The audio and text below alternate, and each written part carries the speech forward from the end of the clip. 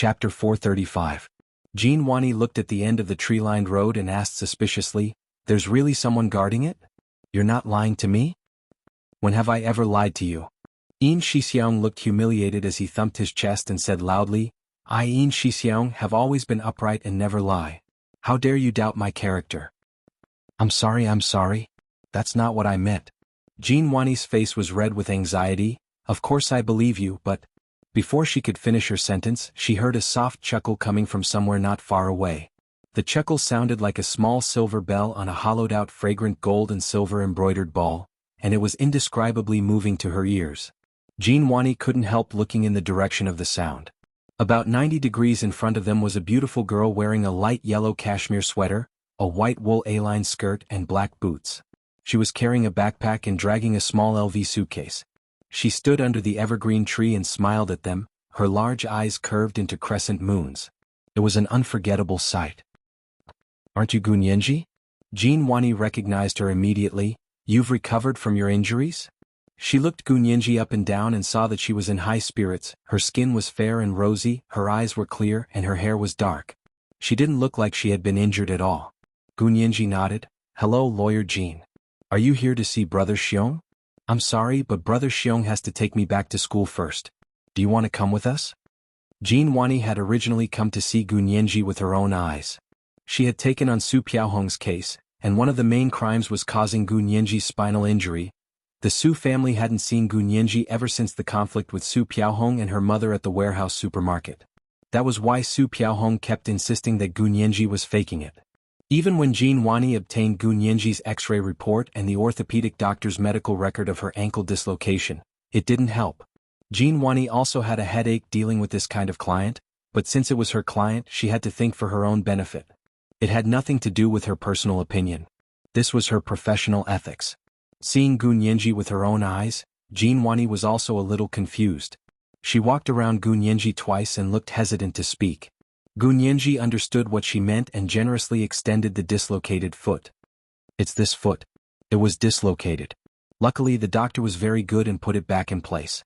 And here." She turned around so that her back was facing Jean Wani. "My spine was in so much pain that I couldn't sit up for a few days. I could only lie down. I've had an X-ray and an MRI. What else do you want to ask, Lawyer Jean?" Jean Wani didn't expect Gunyenji to immediately understand what she meant. She said sheepishly, "I just wanted to see for myself." "Are you really okay?" She turned to look at Jean Wani and spread her hands. "I don't know about that. Bone injuries can't be seen anyway and they don't hurt now. I don't know if they'll relapse in the future." Jean Wani was speechless. She looked at Gunyenji with a smile. Anyway, his medical records were complete. Now that his injuries were healed, he couldn't say that his previous injuries were not counted, right? That wasn't how lawsuits were fought. Jean Wani nodded. "All right then, I'll go with you. My client is still in the detention center, and the trial will only start in 2 weeks. I'd like to talk to Miss Gu and see if we can settle this out of court. If they settled out of court, they wouldn't have to go through the legal process. However, civil compensation and an apology would be necessary. Most of the time, as long as it didn't involve a life or bodily injury, it could be settled out of court." However, Gunyenji had indeed suffered a bodily injury this time. If she hadn't been lucky, she might have been paralyzed in bed. So of course, she wouldn't agree to settle out of court in such a situation. However, Gunyenji didn't make it sound so absolute in front of Jean Wani. She only said vaguely, "This is too complicated. I can't answer you right now. I'm sorry, Lawyer Jean. I'm in a hurry to get back to school." Seeing that it was getting dark, Gunyenji wanted to return to the dormitory before dark. Yin Shixiang made a call and had someone drive a Hummer SUV over to take Gunyenji back to school. Jean Wani followed without hesitation and sat in the back seat with Gunyenji. Yin Shixiang sat in the front passenger seat and said to the driver, "Go to B University. Enter from the south gate to the postgraduate dormitory." The Hummer SUV roared as it drove out of the Special Operations Forces headquarters and towards the south gate of B University. Jean Wani kept looking at Gunyenji along the way and tried to think of a way to talk to her.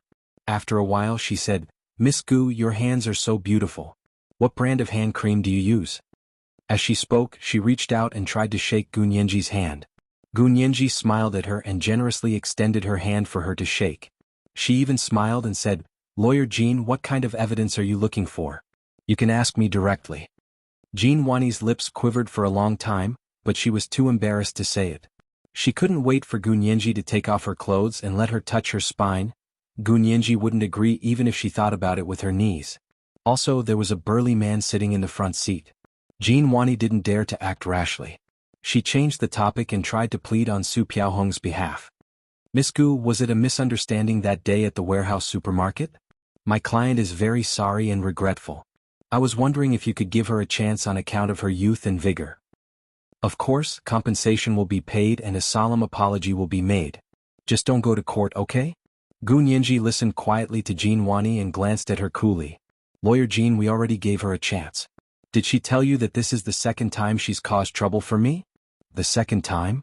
Jean Wani's eyes widened. What other conflicts did you have in the past? Gu Nianji told her about how Su Piaohong had forced her to stop the car on New Year's Day. She added, we didn't hold it against her at the time. We thought it was over and that she wouldn't be so reckless in the future. In the end, we did something wrong out of good intentions. If we had just taught her a lesson, she wouldn't have gotten worse and started hitting me out of habit. The corners of Jean Wani's mouth twitched as she listened. She couldn't tell that Su Piaohong was actually a troublemaker. She actually knew that it wouldn't be easy to settle this matter out of court.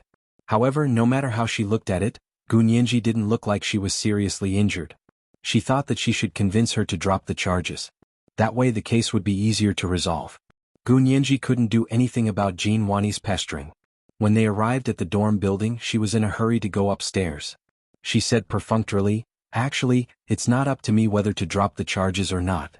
This kind of personal injury case is usually prosecuted by the police. You should discuss it with the prosecutor first. Okay, I'll go talk to the prosecutor then.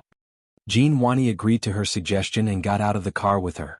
Standing in front of the car door, Jean Wani squinted at the newly renovated graduate dorm building. She said enviously, this place is really nice. Which floor do you live on? Gu Nianji smiled and didn't answer. She turned and waved at Yin Shixiang. Brother Xiong, I'm going up. She dragged her small suitcase into the dorm building and went straight to the elevator. Jean Wani watched her enter the elevator before turning to Yin Shixiang. Excuse me, but can you take me back again? My car is still parked near you guys. What a problem. Yin Shixiang was a bit impatient. Lawyer Jean, you can't just park there. You don't have to go either. Your car should have been towed away already. As he spoke, he wrote down a phone number for her. This is the number of the towing company.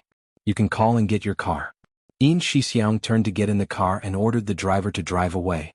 Jean Wani's eyes dimmed when she saw Yin Shixiang's attitude. She looked at the phone number in her hand and left B University to get someone to take her to her car. Gu Nianji returned to her dorm. As soon as she opened the door, she saw Ma Qiqi rush out of her room. Nianji? Nianji? Are you back? She pounced on her with a smile. Gu Nianji quickly took 2 steps back and said with a smile, my injury just healed. Stop, hurry up and stop. Ma Qiqi's laughter was especially loud. The entire hallway could hear her voice. That's great. That's great. Are you okay? I was so worried. Someone kept saying that you might be paralyzed. Who? Gu Nianji was curious. They're that concerned about me? Concerned? Ma Qiqi's laughter turned into a sneer. That person wants nothing more than to paralyze you and never get up again. Gu Nianji put down her suitcase in amusement. Just as she was about to take off her boots, she suddenly heard someone yell her name from behind. Gu Nianji, you're too evil. Not only did you harm me, you also harmed my cousin. What grudge do I have against you? Gu Nianji turned around to see Miao Yunxiao clenching her fists angrily. Her face was streaked with tears. This was the first watch. Begging for monthly votes and recommendation votes. 7 p.m. the next watch. Chapter 436. Gu Nianji stared speechlessly at Miao Yunxiao, who was almost choking on her sobs. Pursing her lips, she turned to Ma Qiqi. Qiqi, go in first, I have something to say to Miao Yunxiao. Ma Qiqi looked at her worriedly and then at Miao Yunxiao. She said unhappily to Miao Yunxiao, Miao Yunxiao, remember, we're classmates and will be living together for the next 2.5 years. Don't go overboard. She nodded at Gu Nianji and went back to her room. Miao Yunxiao snickered after Ma Qiqi went in. What? Are you afraid your roommate will find out about your scandal? Gu Nianji, that's all you've got.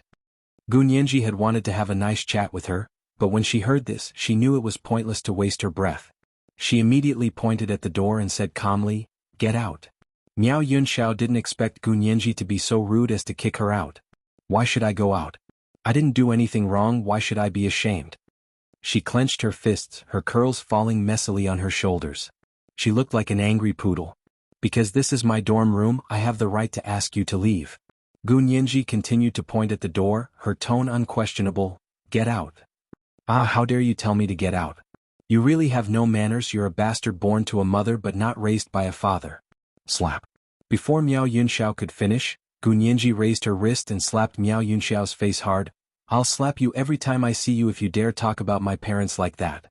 Miao Yunxiao felt half her face go numb. She covered her cheek and sneered at Gu Nianji. You hit me when you can't win. That's all you got. As she spoke, she took out her phone and dialed the school police's office number. She shouted, someone come quickly. Someone is hitting me. I've been hit. I'm at the new post-grad female dorm. The campus police received Miao Yunxiao's call and immediately drove the campus police car to the 6th floor of the new post-grad female dorm with a few people. Gu Nianji saw that Miao Yunxiao had called the police and immediately knew she had fallen into her trap. Miao Yunxiao's previous anger, choking and insulting words about her parents were all to provoke her into hitting her. As long as she made a move, there would be no reason even if she was in the right. Miao Yunxiao would then have a reason to sue Gu Nianji. So unless Gu Nianji withdrew her accusation against Su Piaohong, Miao Yunxiao would also sue Gu Nianji. This was a trap, one after another. The goal was to force Gu Nianji's side to withdraw the lawsuit. Gu Nianji's mind raced as she figured out the ins and outs of the situation. Her eyes darkened. No, she did not regret it. Even if she had thought of this earlier, she would still have hit him anyway. But she couldn't let Miao Yunxiao have her way. Trying to lure her into a trap? It wasn't that easy. Gu Nianji narrowed her eyes and suddenly charged forward again. She grabbed Miao Yunxiao's hair and was about to slam her head against the wall.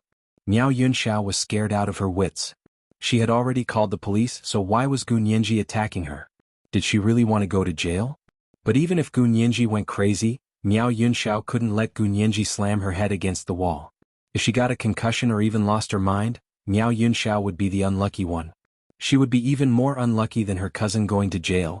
In a moment of desperation, Miao Yunxiao used one hand to stop Gu Nianji's hand from grabbing her hair. When she was nervous, she used a lot of strength and immediately bruised Gu Nianji's fair wrist. She used her other hand to push Gu Nianji. Ma Qiqi hadn't been sitting in the room for long when she heard the sound of fighting outside. She immediately opened the door and rushed out. She saw Miao Yunxiao and Gu Nianji wrestling. Gu Nianji was grabbing Miao Yunxiao's hair and Miao Yunxiao was twisting Gu Nianji's wrist. Ma Qiqi quickly ran up and grabbed both Miao Yunxiao's and Gu Nianji's arms. She said anxiously, "Talk nicely, don't fight. Let go of me. Let go of me." Miao Yunxiao's scalp was hurting from Gu Nianji's grip. She was desperate to get away from Gu Nianji and didn't want to be slammed against the wall. She used all her strength to shake off Ma Qiqi and kick Gu Nianji. Gu Nianji had learned some kung fu from Huo Xiaoheng. Although it was all for show, she was much more agile than most girls. Her wrestling with Miao Yunxiao looked random, but she controlled the rhythm and only exposed her shoulders, back and other areas that were more resistant to hits. Miao Yunxiao punched her a few times. Ma Qiqi had practiced ballet for many years and was more agile. Although it was a bit difficult to pull two people at once, she could still handle it. Only Miao Yunxiao instinctively felt that Gu Nianji was going all out to knock her out of her mind, so she fought back shockingly hard. Just as the campus police broke down the door, Miao Yunxiao threw a sweeping kick at Gu Nianji. Gu Nianji had to split her attention between taking care of Ma Qiqi and keeping an eye on the door. In a moment of carelessness, Miao Yunxiao's sweeping kick landed on her calf. Luckily, she withdrew her leg quickly and avoided most of the force, but her calf still burned from the sharp tip of her high heels. "Stop. Stop. Don't hit her." The campus police swarmed around the disheveled Miao Yunxiao and restrained her arms. "What's going on? Show me your ID." Miao Yunxiao howled in anger and glared at Gu Nianji with bloodshot eyes. She gritted her teeth. "Gu Nianji, you're so sly." Ma Qiqi quickly helped Gu Nianji up and asked anxiously, "Is your leg okay? Didn't you just hurt it? Now you'll have to rest for at least half a month." Gu Nianji frowned and slowly stood up with Ma Qiqi's hand. She pointed at Miao Yunxiao and limped to the campus police. "Luckily you guys came." It was her. She came to our dorm and made a ruckus and cursed. I tried to reason with her but she wouldn't listen. In the end she got physical. She was the one who hit me first. I was defending myself. Miao Yunxiao cried as she was pinned down by two burly campus police. She couldn't move at all. You've got the wrong person. I called the police. It was you. Yes. You can see the number of the police. Miao Yunxiao was furious and glared at Gunyanji. She swore she wouldn't let Gunyanji get away with this. She was hoping to use this method to force Gunyanji to back down and drop the charges against her cousin. But somehow Gunyanji got into a fight with her and the campus police saw it with their own eyes. A one-sided assault and a gang fight were completely different legal responsibilities. The campus police looked at each other and were about to check the number of the police when Gunyanji sneered, "Haha, how thorough. You called the police before you came to fight us just to get away with it. You're a thief crying thief." Miao Yunxiao was furious and turned to Ma Chichi. "Chichi, say something fair. Who was the one who started it?" Ma Chichi said pitifully, "I was in the room and didn't see who started it. I only knew they were already fighting when I came out." Miao Yunxiao was still cursing at Nianji. Gunyanji looked down at her bruised wrist and extended it to the campus police. "Here in my leg. I have injuries all over my body. I can go to the hospital to get them examined." "Me too."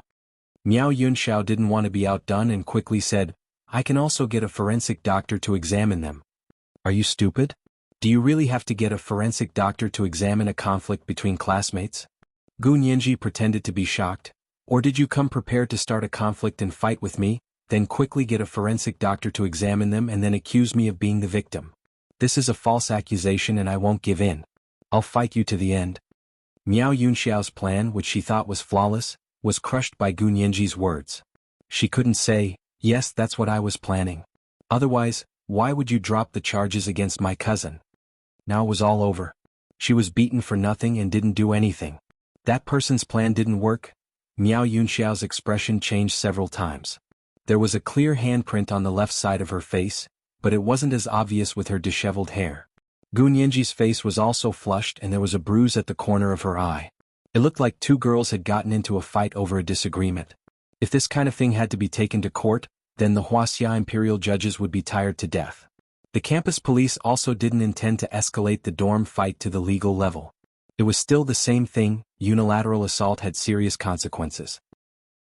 But when two people fought each other and didn't cause any serious injuries, they usually just had to write a self-reflection and submit it to the counselor. The campus police handled this kind of thing with ease. Gunyanji's counselor, Hijichu, and Miao Yunxiao's counselor were notified quickly. Their counselor, Gui Suyao, was also called to the female dorm.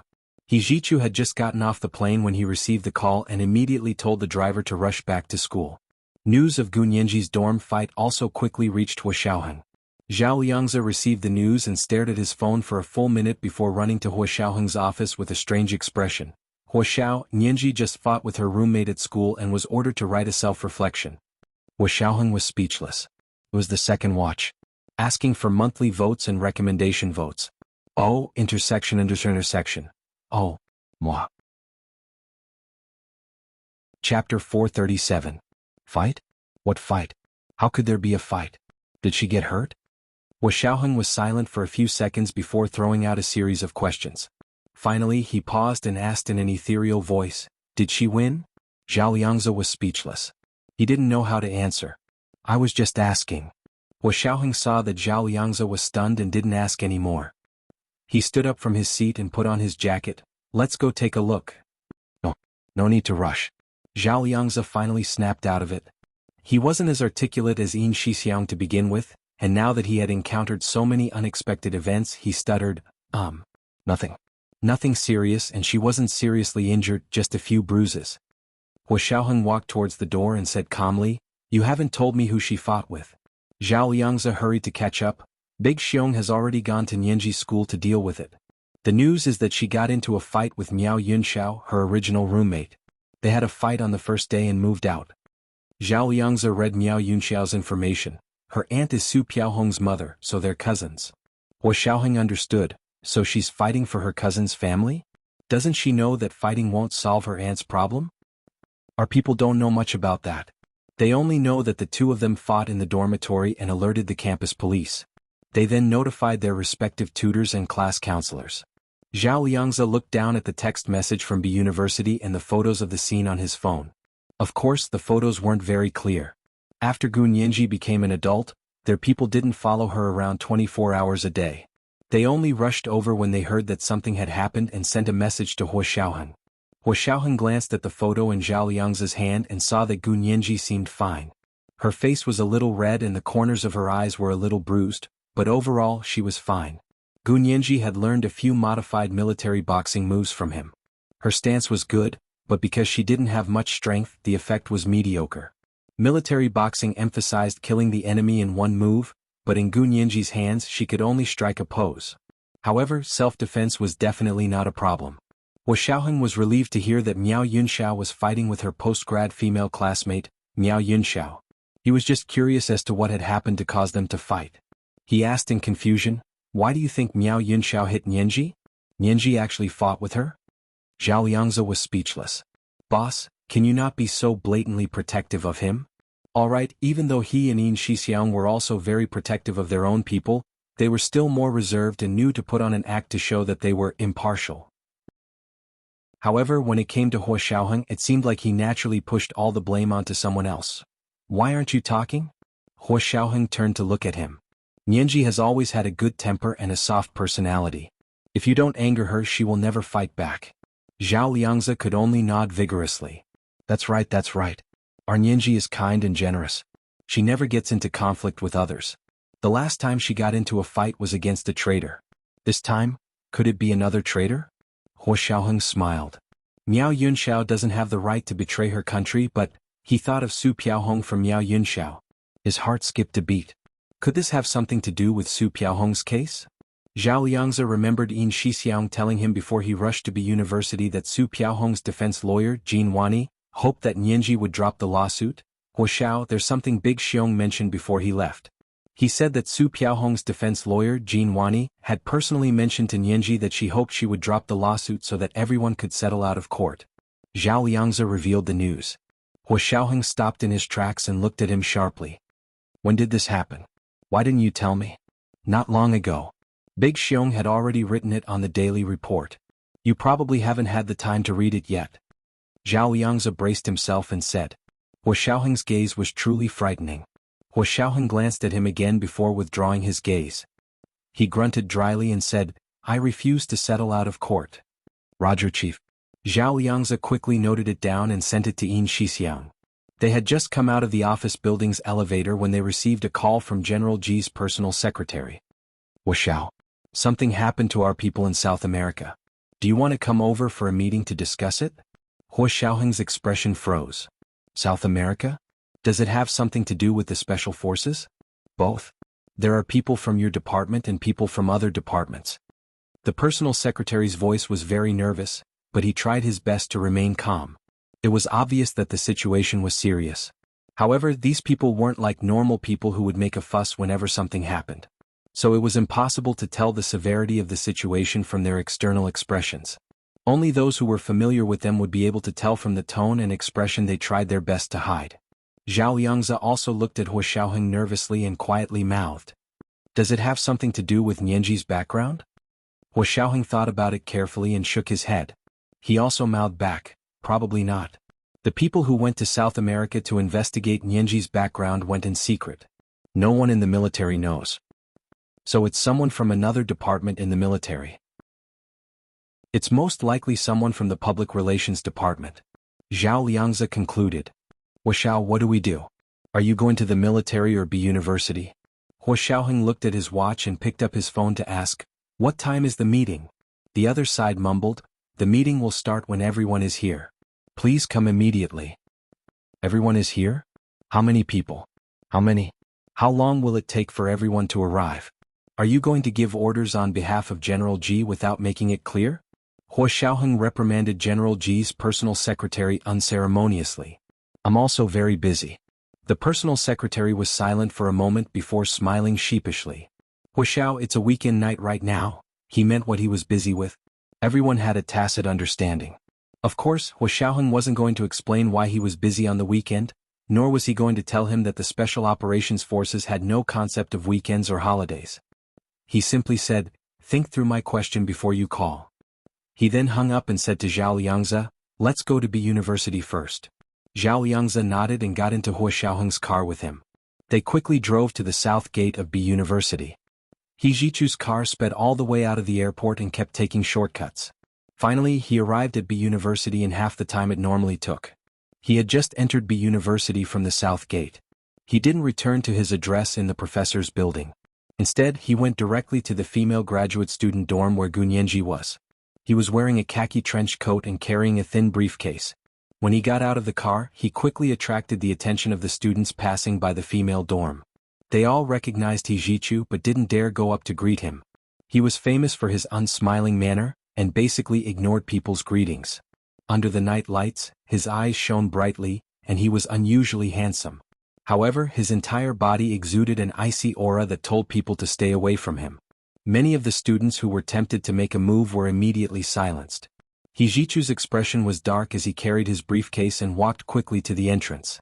The building manager stopped him and asked fearfully, "May I ask who you are looking for?" Men need to register before entering the female dorm. Of course, the management of the graduate student dorm was not as strict as the undergraduate dorm. Men were basically not allowed to enter the female dorm. The building manager had to call for them to meet downstairs. Hijichu glanced at her and spat out coldly, "I'm a professor. I'm here to see a student." A student nearby said enthusiastically, "Building manager, this is Professor He from our law faculty. His student also lives in our building." Oh, this way please, Professor He." The building manager watched Hijichu walk into the elevator and remembered he hadn't signed yet. Hijichu walked into the elevator and picked up his phone to call Gunyenji. In Gunyenji's dorm, the campus police were still controlling the situation. She and Machichi sat on the sofa in the living room while the campus police stood in the middle of the living room. On the other side of the living room was Miao Yunxiao with disheveled hair and two female campus police officers guarding her.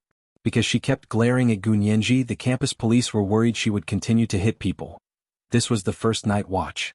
Begging for monthly votes and recommendation votes. 7 p.m. the second night watch.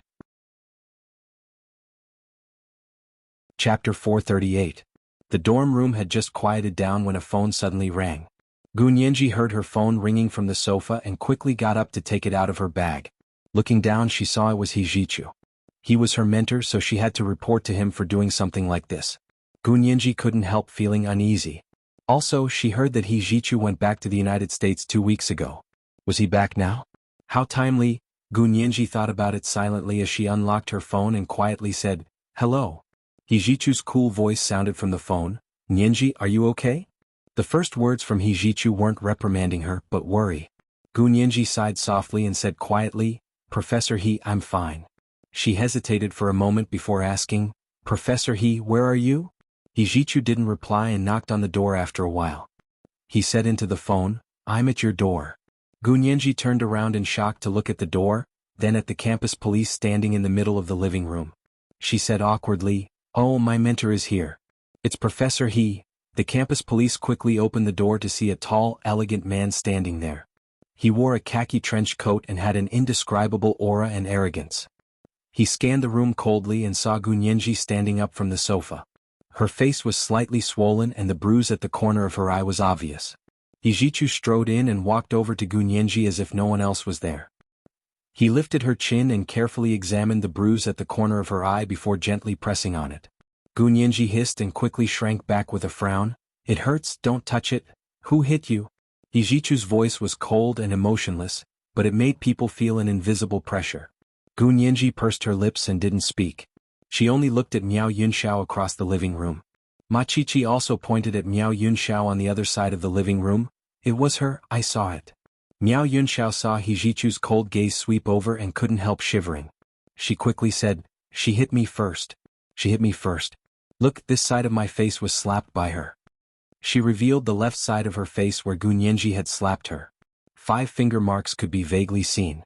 Hijichu glanced at her, then turned to Gunyenji and asked, "Why did she hit you?" Miao Yunxiao's eyes widened in disbelief. Professor Hijichu was openly siding with them. This was too much. What about the teacher's ethics? What about face? Didn't they want it any more? "Professor He, how can you say that? She hit me first, but you're making it sound like I hit her first." Miao Yunxiao was flustered and couldn't let the blame fall on her. Hijichu didn't want to pay attention to Miao Yunxiao at first, but she was so loud that it gave him a headache. He looked at Miao Yunxiao again and asked coldly, You said she hit you first, but where's the evidence? Witnesses, material evidence, bring them out for us to see. Miao Yunxiao choked. At the time, only she and Gu Nianji were in the living room. Ma Qiqi had already entered the room by herself, so no one else had seen it. Miao Yunxiao clenched her fists and turned to glare at Gu Nianji. How treacherous. Too treacherous. If she had known this would happen, she would have secretly installed a pinhole camera here. So you don't have any evidence and just say she hit you first? Student, are you a student of the law faculty? If you are, then I'd advise your tutor to reconsider your qualifications as a graduate student. How did you get into the B University Faculty of Law with your level of legal literacy? Yijichu mocked Miao Yunxiao without holding back. Miao Yunxiao's eyes welled up with tears of mockery, but she didn't dare nor could she talk back to Yijichu because everything he said was reasonable. Legally speaking, she had no evidence to prove that Gu Nianji made the first move. Gu Nianji could easily argue that Miao Yunxiao hit her first because as parties involved, their words couldn't be used as objective evidence.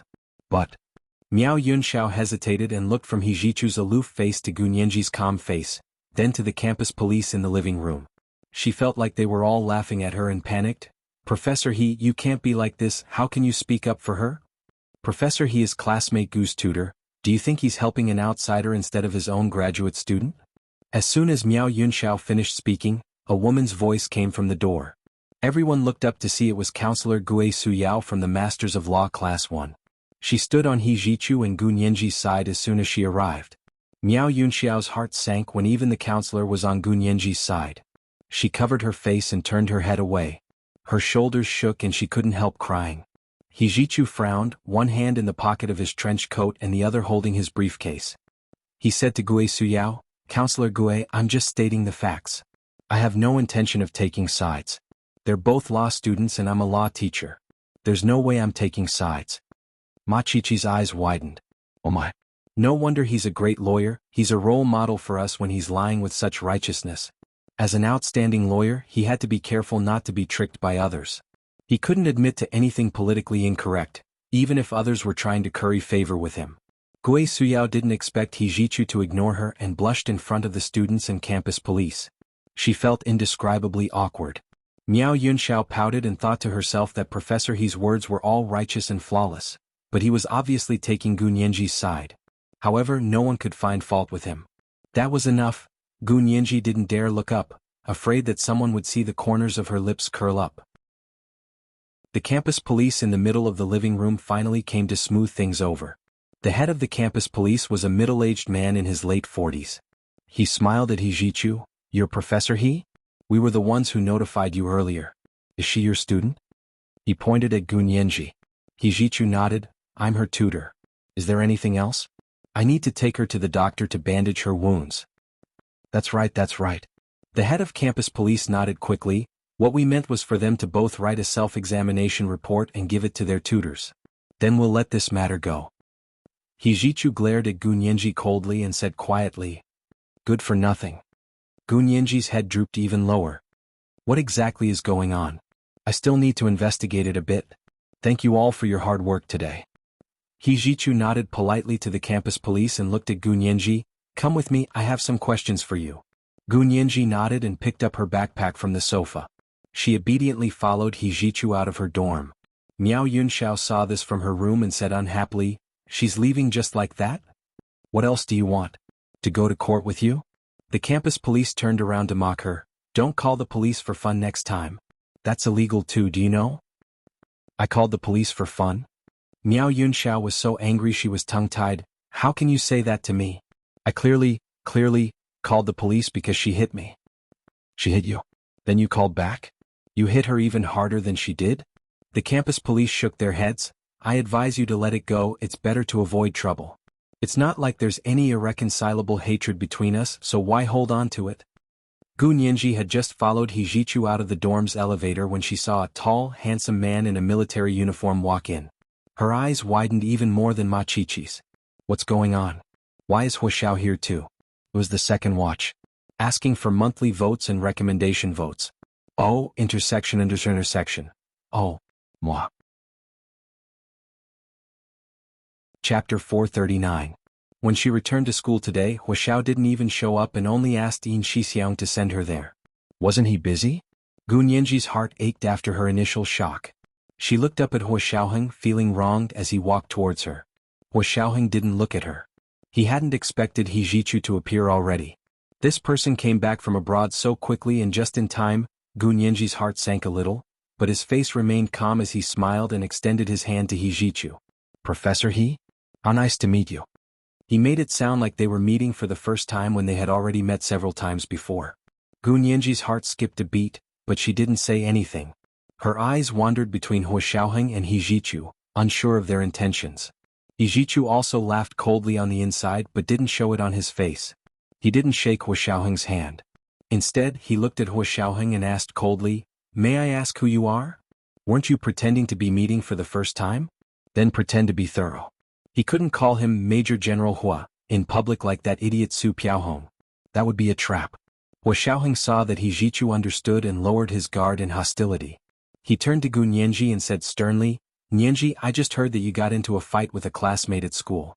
What do I usually teach you?" He then looked at He Jichu. "Professor, he is Nianji's tutor.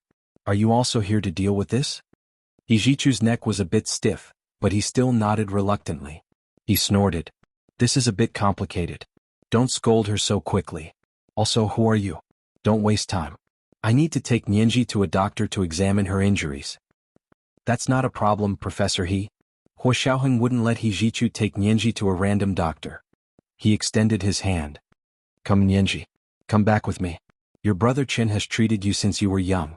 It's more reliable to find a doctor you know." He Jichu was shocked, but at the same time understood that they had probably found out about Nianji's special constitution in the past 6 years. This wasn't good. He Jichu frowned slightly. "Professor He, this is Hua Xiao." She then said to Hua Xiaoheng, "Hua Xiao, Professor He is my instructor." The campus police informed him. She then pouted. "I still have to do my self-reflection." "You're still unwilling?" Hua Xiaoheng's voice grew harsher. "How old are you? Can't you control your own emotions? Last time in the United States you caused a huge ruckus. Professor He had to help you clean up the mess. This time you have to trouble me again. Don't you feel embarrassed?" Gu Nianji hadn't expected Hua Xiaoheng to actually reprimand her. Tears welled up in her eyes, but she forced them back and didn't let them fall. They only swirled in her eyes, making them look even more watery. She clenched her fists and wanted to explain herself, but seeing that more and more students were gathering around her, she could only hold it in. Without saying a word, she turned her head away and snorted loudly to express her dissatisfaction. Hua Xiaoheng's eyes darkened.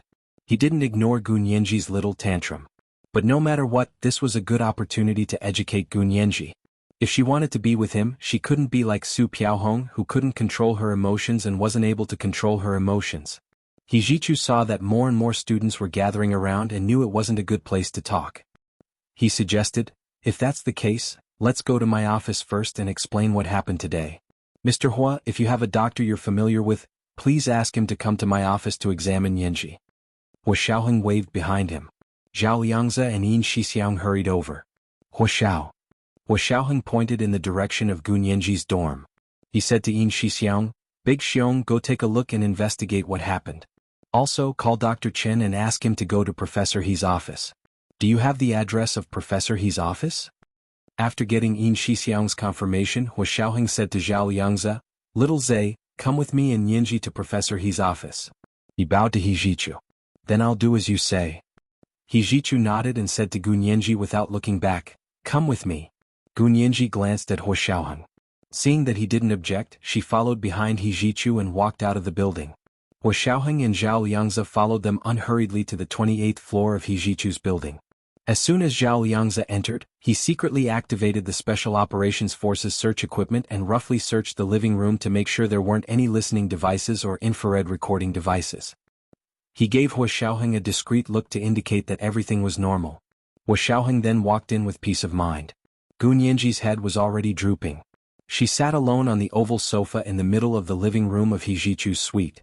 He Jichu had probably gone into his room and wasn't in the living room. Hua Xiaoheng walked over and sat beside her. He said in a low voice, "Can you tell me now? Why did you do it?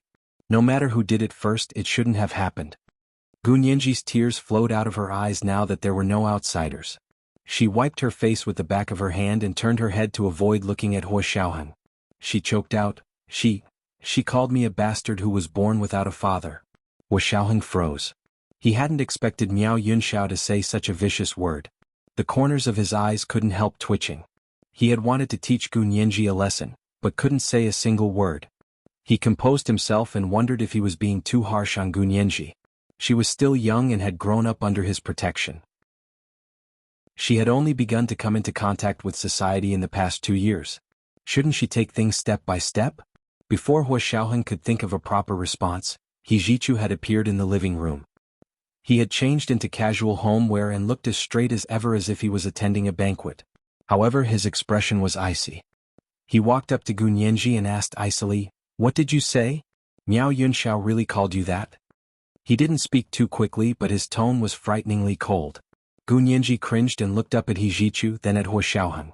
Thinking that they didn't believe her, she wiped her face with the back of her hand and discovered that her tears were streaked all over her face. She didn't care about her image anymore and said loudly, "That's exactly what she said. If she didn't say it so viciously, why would I hit you?" He Jichu and Hua Xiaoheng didn't speak. Their gazes fell on Gu Nianji and were equally intimidating.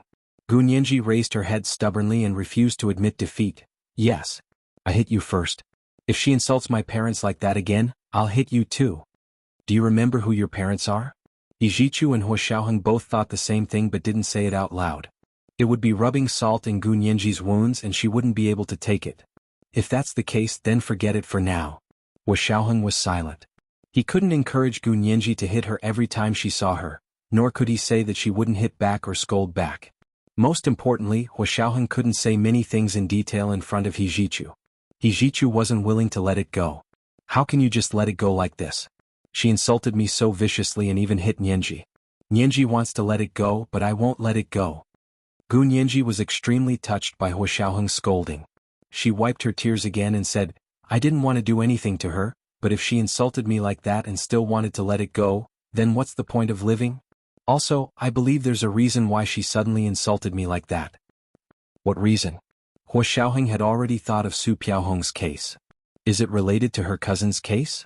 Gu Nianji nodded and looked at Hua Xiaoheng with an aggrieved expression. She whispered, "I'm not such a brainless person.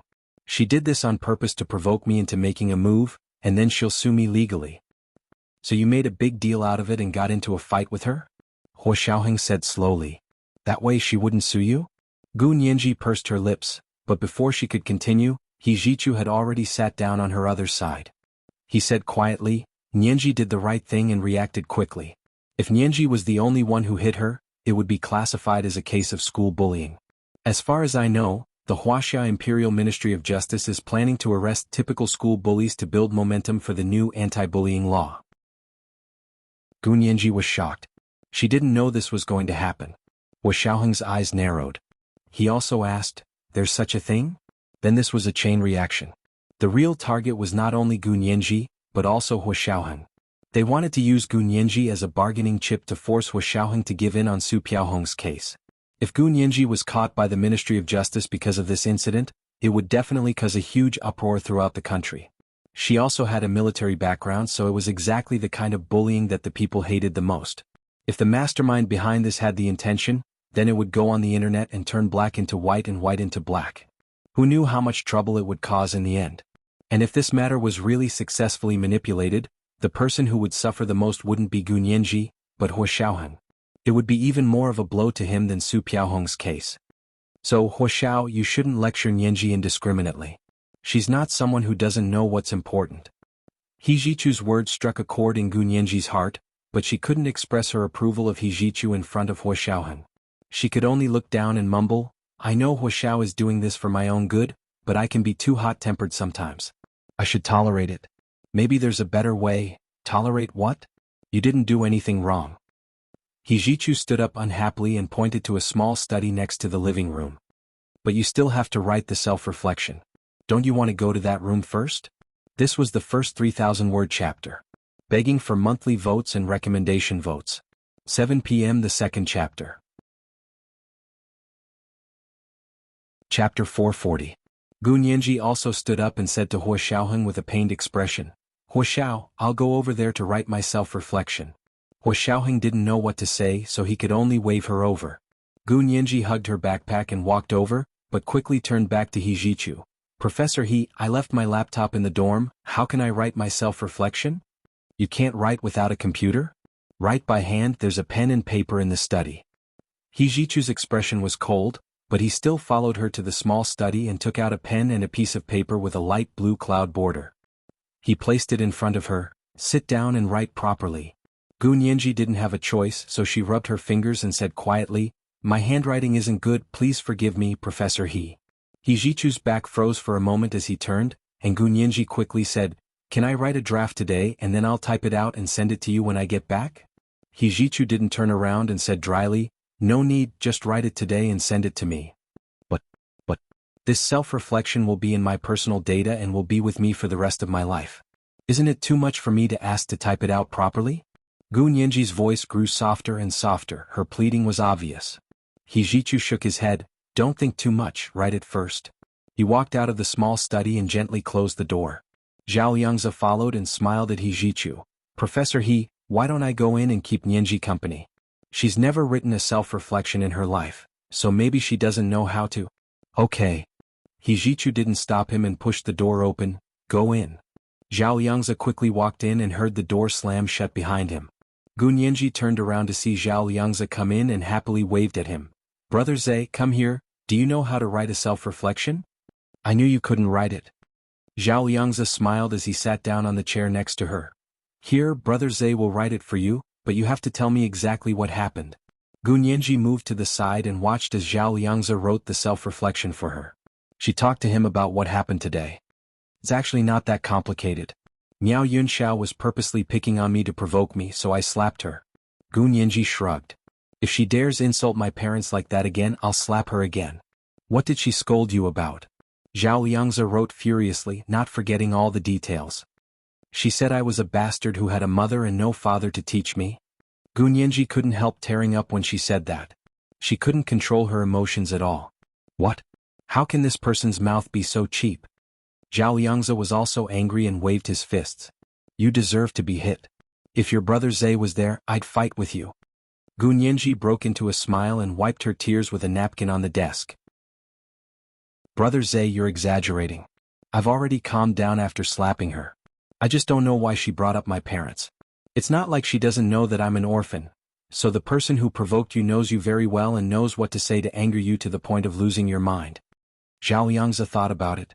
Nianji, don't blame yourself. It looks simple, but there are countless complicated relationships involved.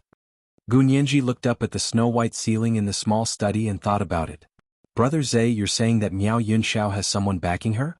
The whole thing was to get Su Piaohong out of trouble and drag Huoxiao down with her? Something like that. However, I've underestimated the Su family for having such power. Zhao Yangzi snorted softly, and his hands moved even faster. Gu Nianji tilted her head to look and couldn't help smiling. Brother Zhe, your self-reflection is really well written. It's just that your handwriting is worse than mine. Hey. Not only are you not thanking me for helping you write your self-reflection, but you're also making sarcastic remarks? Zhao Yangzi pretended to be unhappy and looked at her from the corner of his eyes. Copy it again when I'm done. Gu Nianji agreed with a giggle. She had an idea and asked quietly, Brother Zhe, your self-reflection is so smooth. Did you write it often in the past? Of course. When I first joined the army, I always got into trouble and was scolded by Huoxiao countless times. I wrote countless self-reflection reports for him, so I was already very familiar with them. Zhao Yangzi got carried away as he spoke. Gu Nianji understood immediately. Huoxiao asked you to come in and help me write my self-reflection reports? Zhao Yangzi pursed his lips tightly and didn't speak to Gu Nianji anymore. Gu Nianji turned her chair around and propped her hands on the desk to support her chin. She smiled slightly. Only Hijichu and Huoxiaoheng were left in the living room next to the study. Hijichu made him a cup of coffee and placed it on the coffee table between the sofa and the corner. Huoxiaoheng nodded and said carefully, Professor He, Nianji has always been very obedient. This was an accident and you also heard the reason. You should understand her, right? Hijichu sat on the armrest and crossed his legs. He said dryly, Nianji didn't do anything wrong. You don't need to understand her, and you don't need to plead for her or scold her. Huoxiaoheng was slightly taken aback. But if Nianji did something wrong, she still needs to be punished. What did she do wrong? Hijichu was getting impatient. She already said it was fine and you still want to punish her? Her fault was that she knew the other party was trying to provoke her, but she still rushed up and attacked. Wu Xiaoheng also rested one hand on the armrest. He sat very leisurely. She's already an adult. She shouldn't act like a child and lose control of her emotions. Hu Xiao, I think you're mistaken about one thing. Whether or not one can control one's emotions has nothing to do with whether one is an adult or not. He Jichu said coldly, some people live to be 80 years old and are still hot-blooded. They don't know how to control their emotions, but some people are born cold-blooded. Perhaps they already know how to hide their emotions before they reach adulthood. This has nothing to do with being hot-blooded. Hu Xiaoheng shook his head disapprovingly. But Professor He Nianji doesn't have a family. She's an orphan and grew up with a group of men like us.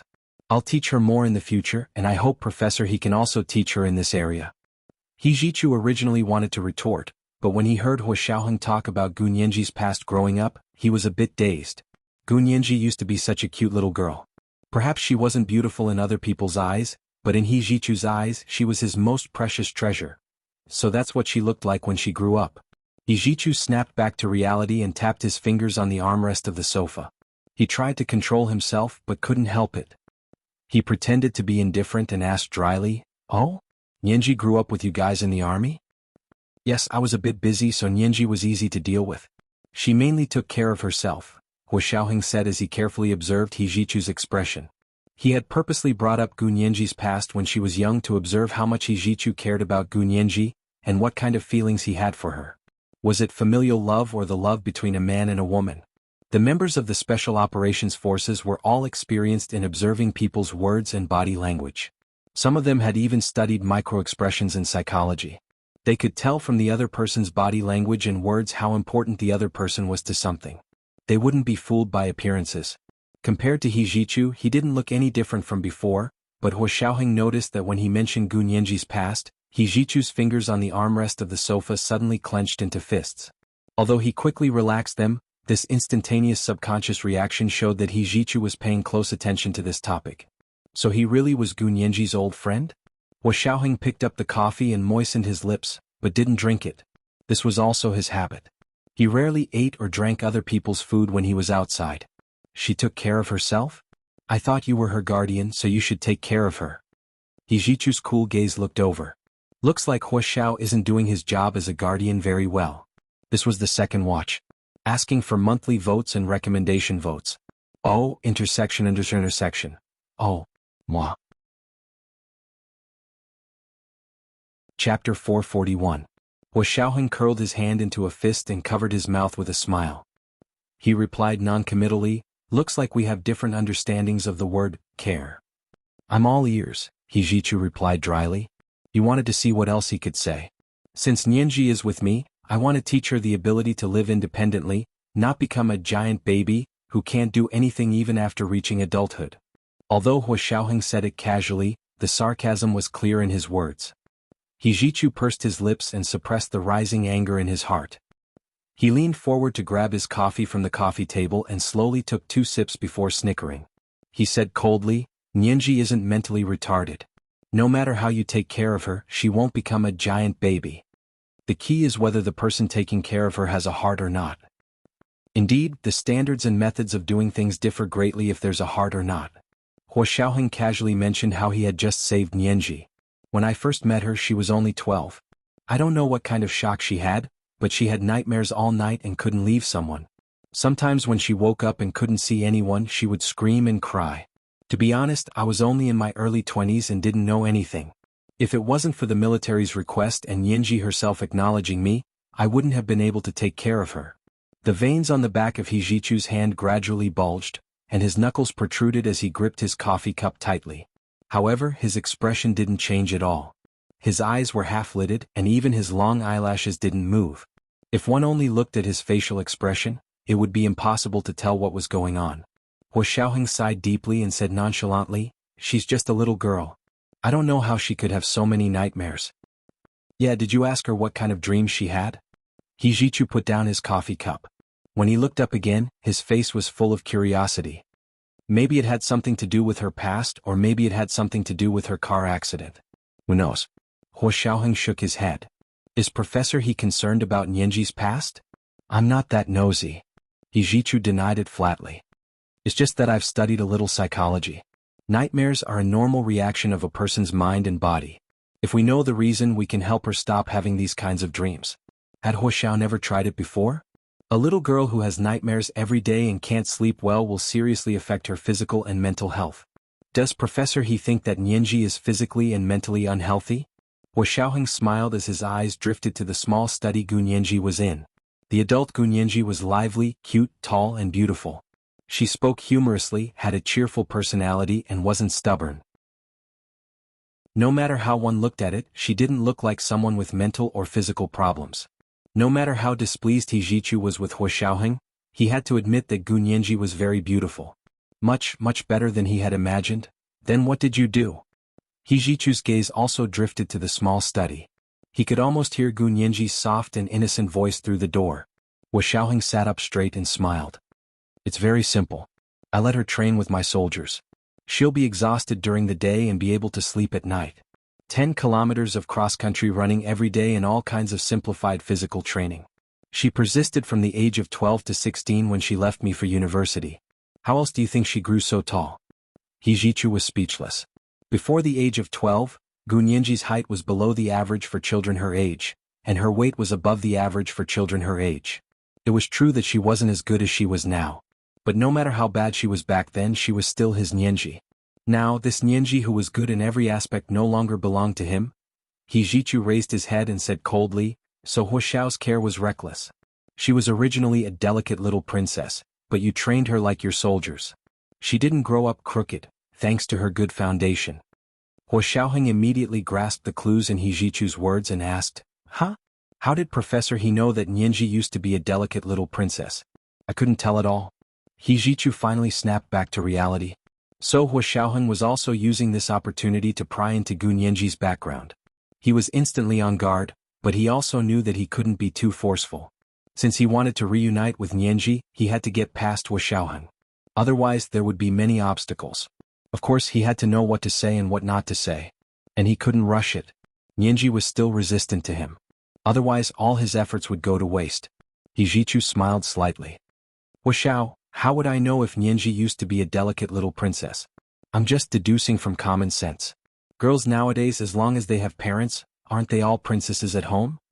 So Professor He guessed it? Huoxiaoheng said meaningfully. I thought Professor He knew about Nianji's past. This time her roommates insulted her with her past and I'm very sad. We've been trying hard to find Nianji's parents, but for some reason we can't find them. She's doing well with you. I don't think she has any intention of looking for her parents. Hijichu also began to talk in riddles with Huoxiaoheng. One of them made requests and the other made conditions. They were both weighing whether the other could bring them the most benefits. Of course, this maximization was for Gu Nianji. This is because she's sensible and doesn't want to give us more pressure. Huoxiaoheng sighed and lowered his head. He said calmly, but I know deep down she probably really wants to find her parents and family. Why do you say that? Hijichu's voice was cold, but there was a hint of urgency in it. Because she once muttered her parents' names when she had a high fever. Huoxiaoheng deliberately said it vaguely. In fact, Gu Nianji had only mentioned her father's name, but not her mother. Only mentioned her parents' names? Never mentioned any other names? Hijichu tried to hold it in, but in the end he couldn't help showing an obviously disappointed expression. Huoxiaoheng shook his head. No, she only mentioned it once. We tried searching for that name but we couldn't find it. Hijichu's expression was as cold as an ice sculpture. His eyes fell on the door of the small study, and he didn't speak for a long time. Huoxiaoheng didn't rush him. He looked at the already cold coffee in his cup and got up to walk around the living room of Hijichu's suite a few times. When Hijichu's eyes moved over, Huoxiaoheng bowed. Excuse me, Professor He, do you still have coffee? The cup from before is already cold. Yes, it's in the kitchen over there. Hijichu pointed to the kitchen. Huoxiao can make it himself. He could already tell that Huoxiaoheng didn't drink coffee made by others. It was a good habit and he had it too. Huoxiaoheng nodded and walked into Hijichu's kitchen. He immediately saw the coffee machine. He took out a ready-made bag of coffee and put it in the coffee machine to make coffee. After Zhao Liangzi finished writing the checklist, Gu Nianji copied it again and looked at it carefully from beginning to end. When she was sure there were no problems, she said to Zhao Liangzi, "Is it okay?" "Of course it's okay." Don't you know who wrote it? Zhao Liangzi was so pleased with himself that he almost wagged his tail. Gu Nianji pursed her lips and smiled lightly. She took the checklist and gently opened the door of the small study. She poked her head out to see He Jichu sitting alone in the living room. Wu Xiaoheng was nowhere to be seen. She called out softly, "Professor He? The checklist is done." He Jichu composed himself and nodded at her. "Let me see." Gu Nianji came out with the checklist and handed it to He Jichu sheepishly. She muttered, "My handwriting isn't good. Please don't laugh at me." He Jichu held his coffee cup in one hand and took the letter with the other. When he saw Gu Nianji's hand crawling across the letter like a crab, he smiled speechlessly and said in a low voice, "After so many years, you still haven't mastered your handwriting." "What did you say, Professor He?" He Jichu's voice was too quiet, and Gu Nianji was busy looking for Hu Xiaoheng. She didn't hear him clearly. "I said you need to practice your handwriting." He Jichu put down his coffee cup and folded Gu Nianji's checklist. "I'll keep this for now. Don't worry, I won't put it in your personal data." Gu Nianji sighed with relief. A smile bloomed on her face. "Really? Professor, he really won't put this checklist in my personal data?" "I won't. What happened between you and Miao Yunxiao isn't that simple. So this time it's not your fault. But this checklist is for you to remember." He Jichu's expression was a bit cold. "How dare they touch my people? I want to see how many brains they have." This was the first watch. Begging for monthly and recommendation votes. Today was Monday. Especially recommendation votes, everyone. 7 p.m. the next watch. Moi. Chapter 442. Gu Nianji choked. How did she end up being He Jichu's woman? But on second thought, He Jichu was her mentor and a very protective person. Gu Nianji had fully experienced this when she was interning at the U.S. Congress, so it wasn't wrong to say that she was the person he was protecting, right? As she hesitated, Hu Xiaoheng walked out of the kitchen with a tray. There were 3 steaming cups of coffee and a small cup of warm milk. "Are you done with the self-examination?" Hu Xiaoheng asked casually, as if he hadn't heard He Jichu's angry words. Gu Nianji breathed a sigh of relief and quickly got up to take the tray from Hu Xiaoheng. "There's a cup of coffee for Brother Zhe, right? I'll bring it in for him." Hu Xiaoheng nodded. "The milk is yours. Have you had dinner?" Gu Nianji quickly replied, "I ate at home and went back to school." "Then it's fine. Bring it to little Zhe." Hu Xiaoheng was very satisfied with Gu Nianji's natural way of saying that his official residence was home. He didn't care that He Jichu had said "my people" earlier, which made him feel very uncomfortable.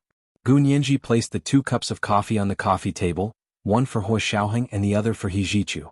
She then quickly carried the tray back to the small study. Zhao Liangzi was surfing the internet on his phone. When he saw Gu Nianji come in and close the door, he couldn't help but laugh. "What are you doing? Acting like a thief?" Gu Nianji smiled and placed the tray on the desk in front of him. Wu Xiao made this coffee himself. "Drink it, you can't get it outside." "Oh? Is that precious? Then you have to drink it slowly and savor it carefully." Zhao Liangzi happily took it and pretended to take a sip. Gu Nianji also drank her milk and looked up at the night sky outside the window. The stars filled the sky, and there wasn't a single cloud in the clear night sky. Gu Nianji couldn't help yawning as she looked at the beautiful night scenery. Zhao Liangzi asked, "Sleepy?" Gu Nianji looked at her watch sheepishly. "I made a scene today. It's almost 9. She slowly finished her milk and said to Zhao Liangzi, "Brother Zhe, do you think I can go back to the dormitory first? Does Mr. Hua have anything else to say to Professor He?" Zhao Liangzi glared at her. "I don't know about that. Wu Xiao is my chief. He can't tell me what he wants to do and I can't rush him." Gu Nianji sighed. "Then we'll just wait." The truth was she was also very anxious. She didn't know what He Jichu and Hu Xiao would say. In the living room, He Jichu took a sip of Hu Xiaoheng's coffee and looked at him in surprise. "I didn't expect Mr. Hua to make such good coffee. This is authentic South American coffee. Professor He is a South American. Of course, Professor He should make South American coffee." Wu Xiaoheng smiled. "Besides, you have a lot of ready-made South American coffee packets in your kitchen. I'm just offering them to you." "You flatter me." He Jichu bowed slightly. "Mr. Hua is truly knowledgeable and meticulous. No wonder you can protect Nianji so well." "You flatter me, Professor He." Wu Xiaoheng also played Tai Chi with He Jichu. "I was only doing what I was supposed to do. She was a mission given to me by the higher-ups, so I must complete it well." "Really? Complete the mission? Could it be that he was not abusing his official position for private gain? Yijichu almost mocked him, but he swallowed the words when they were on the tip of his tongue. Xiaoheng was calm and collected. He couldn't lose his composure. Actually, I didn't do my job well. The He's are famous in South America, but I only found out about them recently. I was too careless. Xiaoheng slowly brought the topic to Yijichu's hometown. He wanted to dig up Gun Yenji's background bit by bit. A strange smile flashed across Yijichu's face. It changed so quickly that it disappeared in the blink of an eye. Even Xiaoheng didn't notice. When Xiaoheng took a closer look, Yijichu still had a half smile on his face as he said, "Mr. Hua, you're too humble. I don't think there are many people in this world who can compare to your work attitude and ability." Professor He, you really think highly of me. Xiaoheng leaned back on the sofa and took a sip of his coffee before putting it back on the coffee table. But Professor He, your family's business is so big. Why didn't you stay at home to inherit it? Why did you go to Harvard to be a professor? From what I know, the annual salary of a Harvard professor is probably not even enough to cover your monthly expenses. The smile on Yijichu's face gradually widened. He extended a slender finger and wagged it. Mr. Hua, it's tacky to talk about money. I went to Harvard to be a professor because I like learning and teaching students. I get a lot more pleasure from this than I do from the business at home. Tacky? Ah, how dare you say that? Xiaoheng was secretly laughing. I was just giving an example. The He's business is so big, it's like it suddenly popped out of the ground. To be honest, when I heard about it, I couldn't believe my ears.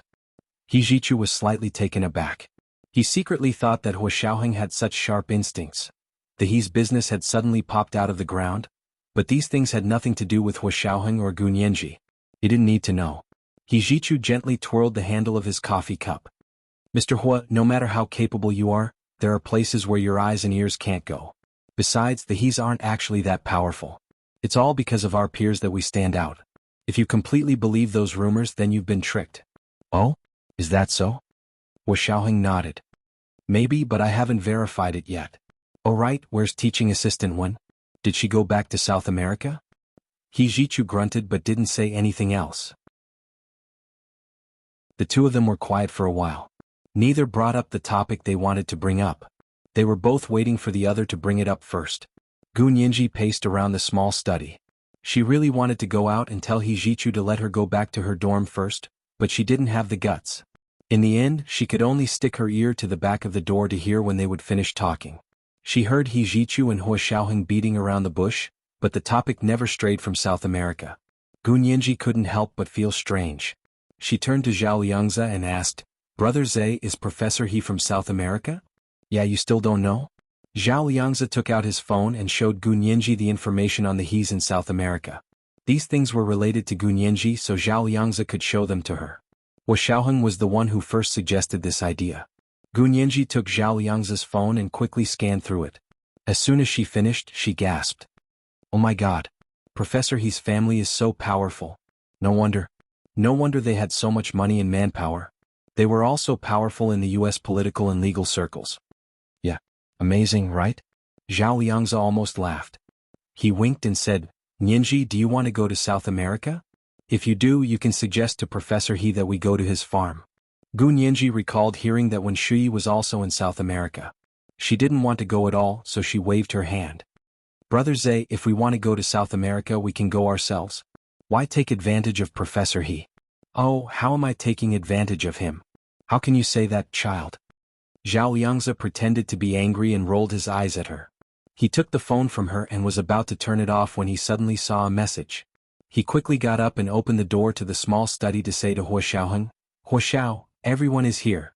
The meeting is about to begin." He was talking about the emergency meeting of the Supreme Military Council.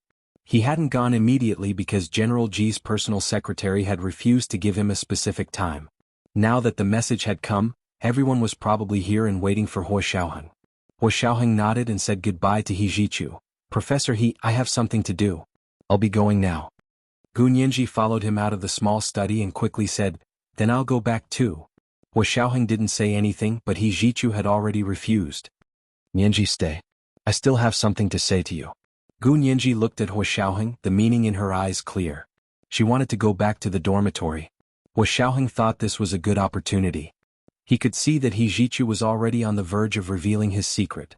If he missed this opportunity today, he wouldn't have it tomorrow. The opportunity was fleeting, so he had to seize it. Hua Xiaoheng patted Gu Nianji's shoulder. Nianji, since Professor He has something to say, you should stay and listen. Remember to call me when you go back. I'll be waiting for your call. The last sentence was for He Jichu to hear, so he wouldn't be able to keep her for too long. He Jichu's expression darkened, and he resumed his cold demeanor. Mr. Hua, have a safe trip. I won't be seeing you out. Hua Xiaoheng smiled at Gu Nianji and turned to leave. His tall figure quickly disappeared from the room. With a soft clang, Zhao Liangzi closed the door behind him as he exited the room. Gu Nianji looked at the door, then at He Jichu. She crossed her hands in front of her and asked uneasily, Professor He, what else do you want to say? He Jichu looked at her quietly for a while, then pointed to the sofa. Nianji, sit down first. I'll show you something. It was the second watch. Asking for monthly votes and recommendation votes. Oh, intersection. Oh. Chapter 443. Gu Nianji nervously sat down on the sofa in the corner. She stared at the small round coffee table in front of her for a while and realized it was made of frosted glass. She hadn't noticed these details before. Now that he was so nervous, he even noticed these small details.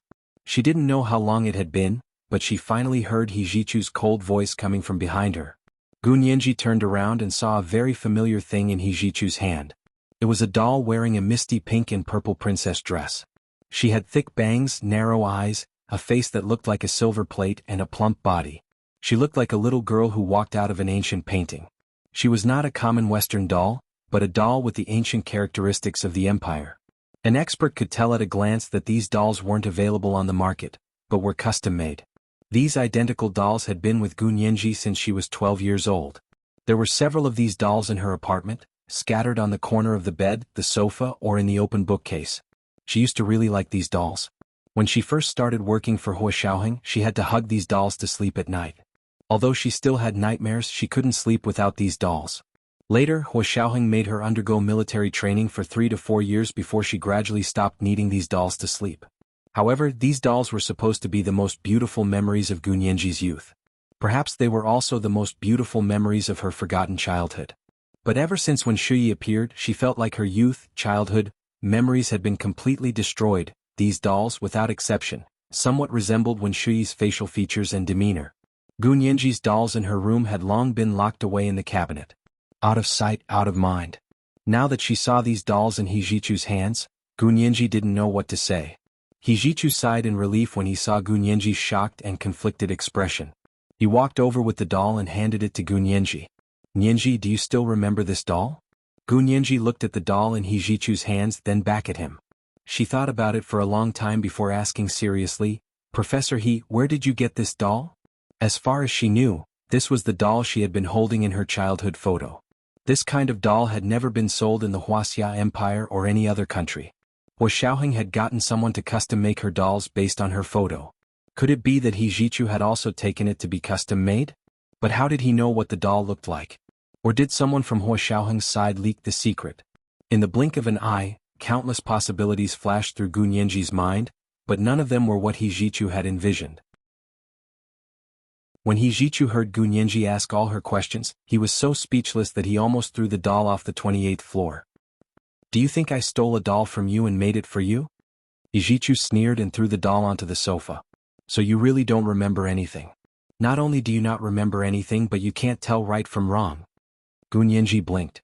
Professor He, don't be angry. Can't we talk this out? Her heart pounded. She had sensed that He Jichu might have something to do with her forgotten memories, but now that feeling was even more obvious. She felt very flustered. Without Hua Xiaoheng by her side, she had no backbone. She didn't dare to make her own decisions or judgments, especially when it came to such an important issue related to her past. But Hua Xiaoheng had been here just now, and he had clearly sensed that He Jichu might have something to do with her forgotten memories. He clearly knew how much she relied on him, but he still left her here and let her face this situation alone. Deep down, Gu Nianji discovered that she actually felt a trace of resentment towards Hua Xiaoheng. No, she had to get rid of that thought as soon as possible. Gu Nianji secretly warned herself that Hua Xiao had done enough for her, so she couldn't push her luck. She also couldn't put all the responsibility and burden on Hua Xiaoheng. But how she wished that Hua Xiaoheng could be by her side at this time. He was the only person she trusted in the world. Why did he have to leave? Why did he have to leave her alone? Gunyenji struggled between blaming herself and trying her best to pull herself together. She saw Hijichu's expression grow darker and darker until it was so dark that it actually dissipated. He returned to his usual indifference and politeness. Nyenji, don't you feel that this doll is familiar at all? Hijichu had frozen all his emotions in the depths of his heart. Even Gunyenji was isolated by him. At this time, although he was 1,000 miles away from people, it couldn't be better for Gunyenji. It was easier for her to accept Hijichu like this. Gunyenji could no longer feel Hijichu's fluctuating emotions. She also calmed down. She tried not to be emotional and said objectively, "Familiar, of course it's familiar. I have many dolls like this at home. They all wear the same clothes and look exactly the same. If it wasn't for the fact that this doll looks a bit old, I would have thought that Professor he borrowed my doll from Huoxiao. You can still tell that this doll is a bit old. That means your observation skills are indeed very sharp." Hijichu handed the doll to Gunyenji again. "Look at it again. Look carefully." Gunyenji hesitantly reached out and finally took the doll from Hijichu's hands. She held it in her hands and turned it over to look at it. She discovered that the doll was indeed very old. The misty pinkish-purple princess dress had faded, and the edges of the dress were frayed. It showed that it had probably been rubbed countless times. There was even a layer of abrasion on the doll's cheeks. After turning the doll over, Gunyenji saw the words, Gunyenji, written crookedly on the back of the doll's neck. It must have been written with some kind of ink used for tattoos. The ink was deep into the doll's skin. Although so many years had passed, the ink hadn't faded. Gunyenji stared at the words and even held her breath. She threw the doll on the sofa like a hot potato and moved far away. She quickly averted her eyes and didn't dare to look at the doll again. Because that was her handwriting. She had just copied a copy of the inspection report. Only she would be able to write that kind of crab-like handwriting. Of course, she couldn't rule out the possibility that someone had deliberately imitated her handwriting. But why would that person imitate her handwriting and write her name on the doll? What's wrong? Why do these 3 words look familiar? Hijichu slowly took out the inspection that Gunyenji had just written and placed it next to the overturned doll on the coffee table. Doesn't it look like it was written by the same person? Gunyenji turned her head and said stubbornly, "Maybe someone imitated my handwriting? My handwriting isn't some kind of treasure. It's not hard to get it." "Yeah, it's not hard to imitate your handwriting, but it's not easy to get your handwriting many years ago and imitate it." Hijichu's fingers tapped on the coffee table. "Also, why would someone imitate your handwriting? 6 years ago, you were only 12 years old and didn't have the ability to be criminally responsible. Even if you were rich, your signature would have no legal effect. To put it bluntly, if someone wanted to fake it, they wanted money and power. If neither was possible, then what was the point? Was it for a brainless person to do something brainless?" Gunyenji was speechless for a moment. Yes, she was an orphan girl with no money or power. Even if someone wanted to fake her handwriting, they would have to do it after she was an adult and put in a lot of effort to fake a minor's handwriting. After all, what about her IQ? Did she not want it anymore? Gunyenji also felt that her hypothesis didn't hold up, so there was only one possibility. The handwriting on the doll wasn't fake? It was real? Many years ago, when she was young, she used to hold a pen and solemnly write her name on her favorite doll stroke by stroke to indicate ownership of the doll? It really did look like the childish things that a brainless little girl would do. Gunyenji hung her head and didn't speak for a long time. Hijichu saw Gunyenji's expression and felt his heart soften for some reason. He also knew that the doll had a big impact, so he didn't say anything and waited for Gunyenji to digest the results on her own. This was the first watch. Asking for monthly votes and recommendation votes. Thank you all for your monthly votes and recommendation votes yesterday. You have to keep going. Oh, intersection. Oh, 7 o'clock the next watch. Chapter 444. Countless emotions rose in Gunyenji's heart.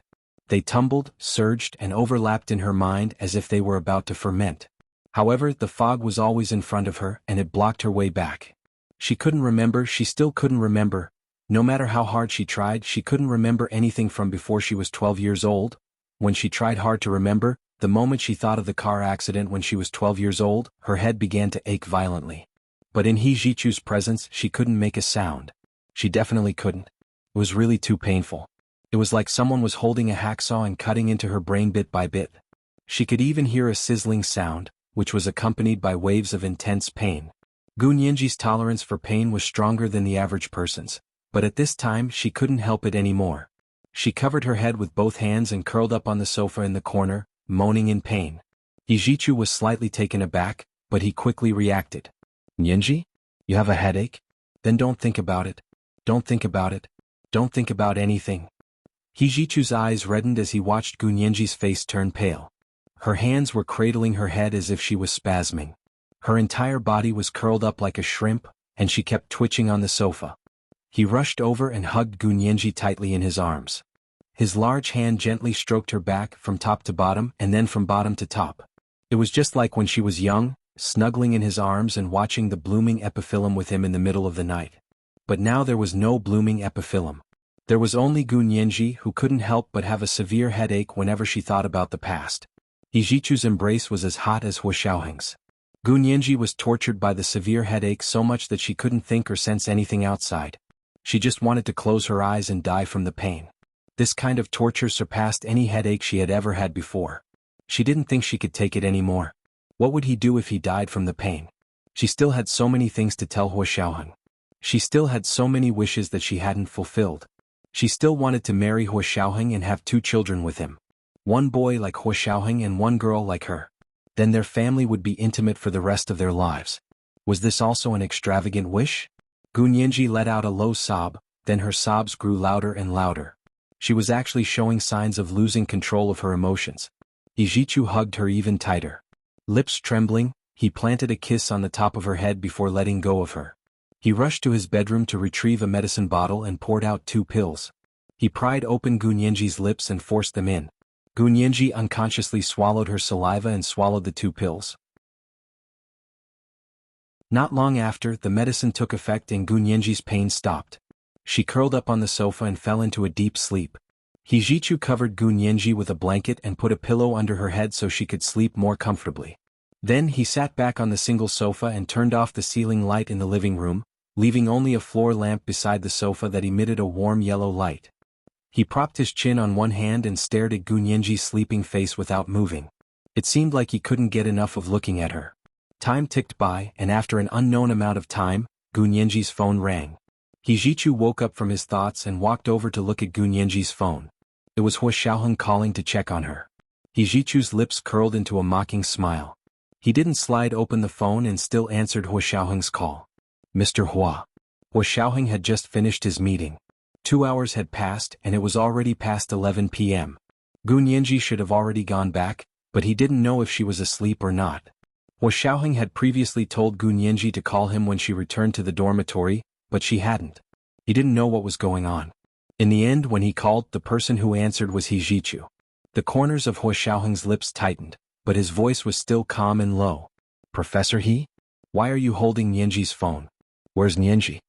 Yijichu looked at Gu Nianji, who was sleeping soundly on the sofa in the corner. He put one hand in his trouser pocket and smiled mysteriously. Nianji is asleep. Hu Xiaoheng stopped in front of the elevator. His voice became even lower. Professor He, what did you say? I didn't hear you clearly. You didn't hear me clearly? Then I'll say it again. Nianji is asleep. Do you want to watch a video?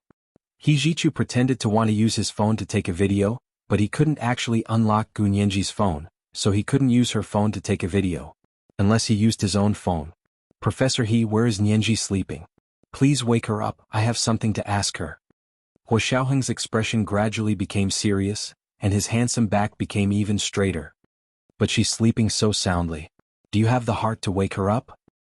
Yijichu narrowed his shimmering, sultry eyes as he looked at the sleeping Gu Nianji.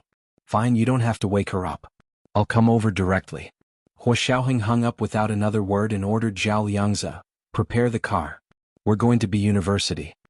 Zhao Liangzi heard bits and pieces of what Hu Xiaoheng said on the phone and knew something was wrong.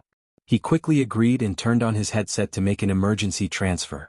3 minutes later, Hu Xiaoheng was already in the car on the way to be university. The driver, Fan Jian, did his best this time. Whether it was taking shortcuts or cutting corners, it was all top-notch. Most importantly, he didn't run a single red light and completely obeyed the traffic rules. Just like that, they arrived at the south gate of B University in less than 15 minutes. It was twice as fast as usual. Hua Xiaoheng's car drove straight through the south gate and headed directly to the professor's building where He Jichu lived. The car parked below the professor's building, and Hua Xiaoheng quickly got out of the car and walked into the building's elevator without a word. The elevator quickly reached He Jichu's 28th floor. Hua Xiaoheng didn't make another call and directly pressed the doorbell. He Jichu glanced at the video call at the door and saw that it was Hua Xiaoheng. He smiled and slowly walked over to open the door. "Mr. Hua, you're so busy every day, yet you've come to my humble home twice today. It's truly an honor. Open the door." Hua Xiaoheng only had two simple words, but they were powerful. Opening the door, He Jichu smoothly turned on the ceiling light in the living room. The bright white light suddenly slanted down. Gu Nianji, who was sound asleep, subconsciously shivered. She mumbled and turned over to cover her head with the blanket. Hua Xiaoheng almost rushed into the room to see Gu Nianji asleep on He Jichu's sofa. He breathed a sigh of relief, but the way he looked at He Jichu was already very unfriendly. "Professor He, don't you think it's embarrassing to play tricks like this?" Hua Xiaoheng said as he walked over and leaned over the sofa to pat Gu Nianji's face. "Nianji, wake up. It's time to go back. It was the second watch." Asking for monthly votes and recommendation votes. Oh, intersection. Oh, moi. Chapter 445. He Jichu stood in front of the floor-to-ceiling window. The moonlight shone in, outlining his handsome silhouette. He put his hands in his trouser pockets and silently watched Hua Xiaoheng wake Gu Nianji. Gu Nianji was sleeping so soundly that Hua Xiaoheng couldn't wake her up at all. He called her a few times, but she still hadn't woken up. In the end, he had no choice but to remove the blanket covering her head and carry her up from the sofa. Gu Nianji was finally alarmed by the loud noise of flying into the air. She opened her eyes to take a look, and immediately fell asleep again. Hua Xiaoheng looked up at He Jichu. "Professor He, what did you say to Nianji? Did you hypnotize her?" "Hypnotize? Mr. Hua, you think too highly of me. I'm not that good." He Jichu's mood improved when he saw Hua Xiaoheng trying to control his anger. "Mr. Hua, I think you can understand how I feel." He stood proudly in front of the window and looked at Gu Nianji's face before quickly looking away to the antique plum vase in the corner of the room. "It's getting late. Please take Nianji back to her dorm, Mr. Hua. Remember to close the door when you leave." He Jichu finished speaking and walked back to his bedroom without looking back. He slammed the door shut. Zhao Liangzi didn't even dare to breathe as he followed Hua Xiaoheng out of the room and carefully closed the door for He Jichu. The two of them took Gu Nianji to the elevator. Zhao Liangzi hesitated before reminding him, "Hua Xiao, it's not good to take Nianji back to her dorm like this, right? He couldn't just carry her back like this." Hua Xiaoheng seemed to have thought of this as well. He hesitated for a while before finally putting Gu Nianji down. Gu Nianji was practically hanging on Hua Xiaoheng. Her legs were wobbling and she couldn't stand. "What happened? Why is she so sleepy?" Hua Xiaoheng asked in confusion as he supported Gu Nianji's waist with one hand to let her lean against his side. Zhao Liangzi stared at the sound asleep Gu Nianji for a while before saying, "She already said she was sleepy around 9. Maybe she's really sleepy. Children do like to sleep more when they're growing." Zhao Liangzi's words sounded strange, but he didn't respond. He half-supported and half-carried Gu Nianji out of the elevator of the professor's building. After getting into the car, Yin Shixiang, who was waiting in the car, turned around and scratched his head. "Nianji's dormitory should be locked at this hour, right?" "I don't think so. This is a graduate student dormitory. It's different from the undergraduate dormitory." Zhao Liangzi checked the management rules of B University's dormitory building. "It's just that the building manager might have some objections. I can't carry her in." Hua Xiaoheng looked down at the sleeping Gu Nianji in his arms. "Then wake her up." Yin Shixiang and Zhao Liangzi looked at each other and got out of the car together. "Mr. Hua, please call us. We'll wait outside." Even the driver, Fan Jian, got out of the car. The three of them stood at the front and back of the car, watching their surroundings like bodyguards. Hua Xiaoheng shook his head speechlessly. What kind of filthy things were these three people thinking about? He thought about it in a daze for a while. Finally, he held Gu Nianji's wrist and moved it upwards. Finally, he pinched the numb spot on her elbow. The piercing numbness finally made Gu Nianji move. She grumbled and squirmed in Hua Xiaoheng's arms. Hua Xiaoheng had to increase his strength and finally, Gu Nianji gradually woke up from her deep sleep. She moved her arms slowly and murmured, "Professor He, it hurts? You're awake?" Hua Xiaoheng pulled her arm and rubbed it. "You won't wake up if I don't pinch you. Did you take the wrong medicine?" You slept so soundly at Hijichu's place. Gu Nianji blinked and realized that the person in front of her was actually Hua Xiaoheng and not Hijichu. She sat up in a daze and looked around. She realized that she wasn't in Hijichu's living room either. She was in the car. Hua Xiaoheng, why are you here? Didn't you abandon me and go to the meeting?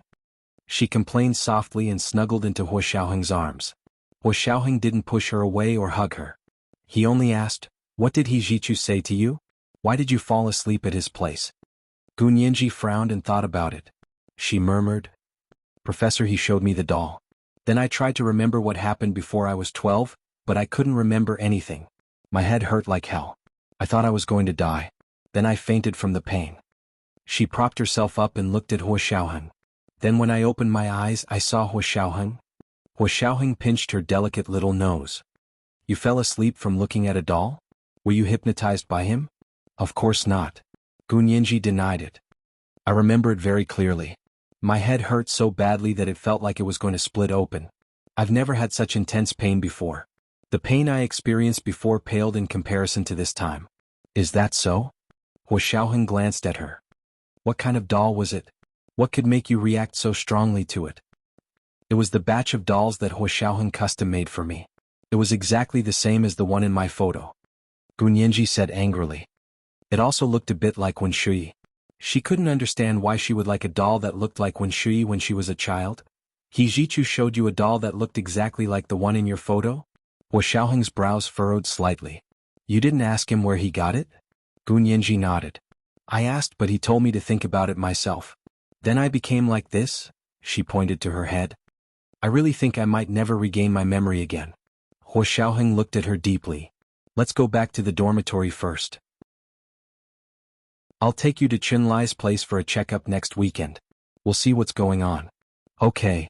Gu Nianji rested her head on Hua Xiaoheng's shoulder and whispered, Hua Xiaoheng, how I wished you could stay with me just now. Hua Xiaoheng turned his body to allow Gu Nianji to snuggle closer, but he didn't let go. He said calmly, there's a special military meeting today. I can't stay. Gu Nianji was a bit unhappy, but she knew it wasn't Hua Xiaoheng's fault, so she was even more unhappy.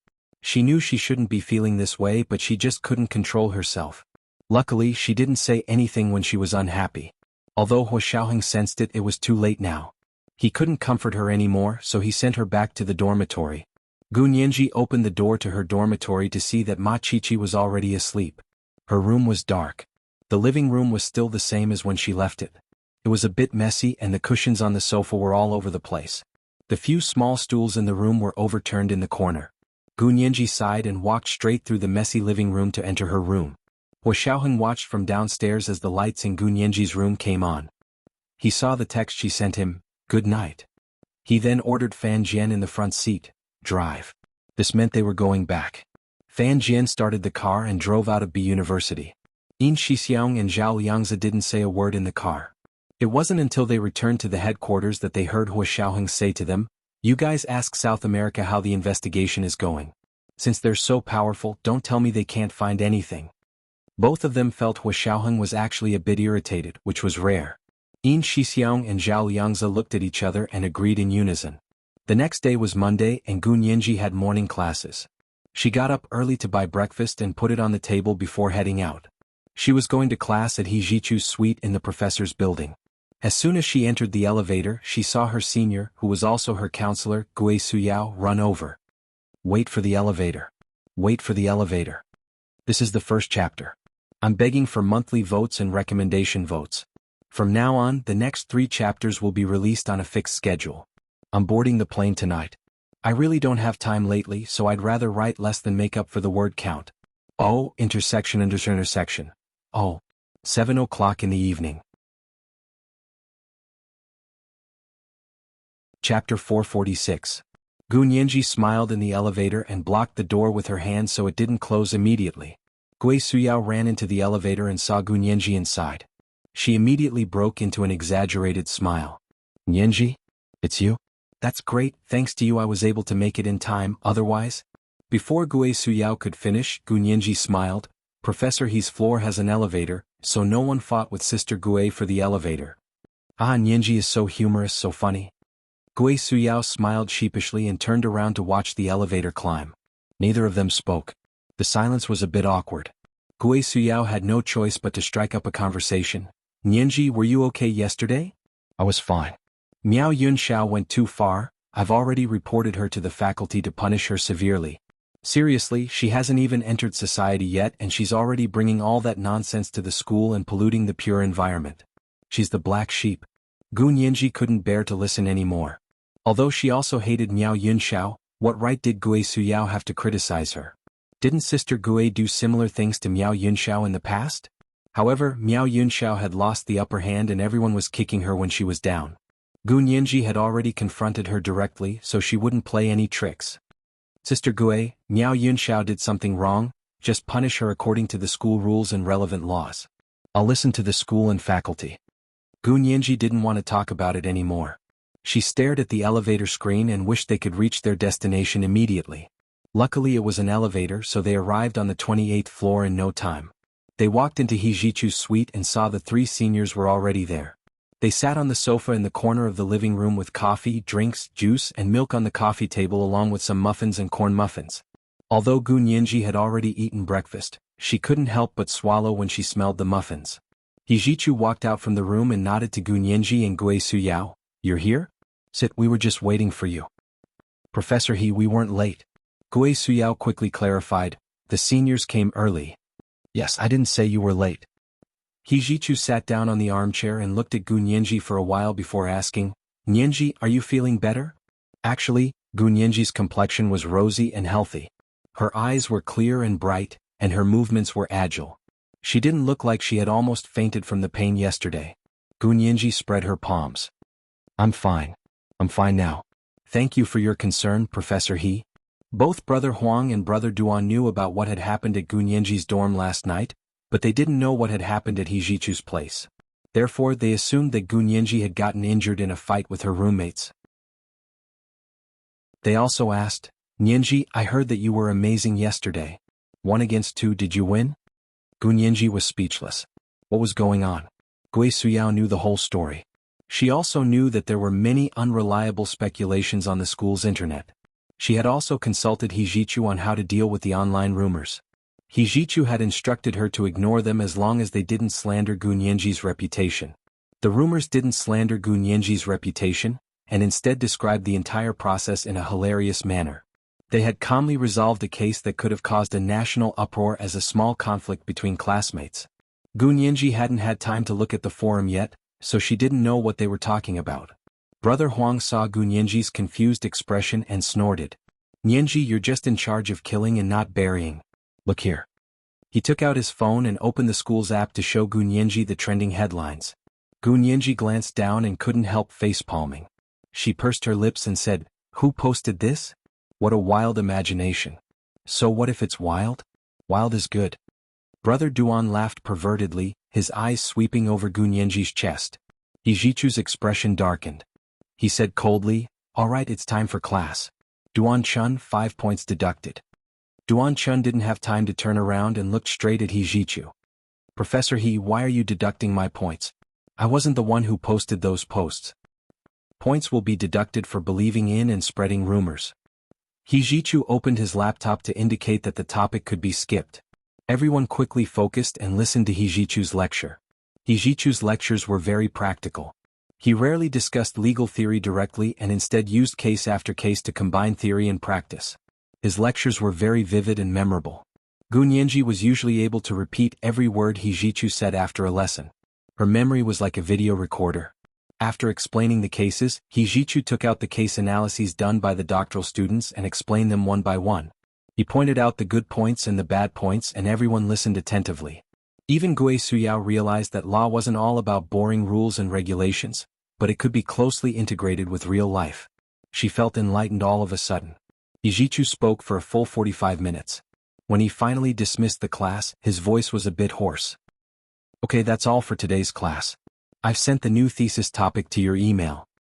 Hijichu stood up, his expression slightly tired. Gu Nianji packed her bag and dawdled to the back. Her 3 seniors and Gue Suyao were already out of sight. Gu Nianji finally walked to the door. She turned around to look at Hijichu's back as he walked into the inner room alone. She asked hesitantly, Professor He, is your throat okay? Hijichu's footsteps paused. He suddenly felt like the ice in his heart had broken. He turned around to look at Gunyenji standing by the door. His voice was hoarse. "I'm fine. Thank you, Nyenji." Gunyenji was a bit embarrassed. She had only asked casually and Hijichu was so serious about it. She was even more embarrassed to leave immediately. "I heard that your throat is very hoarse. Are you using it too much? I heard that most teachers have pharyngitis. Do you want to use Fatty Big C to drink?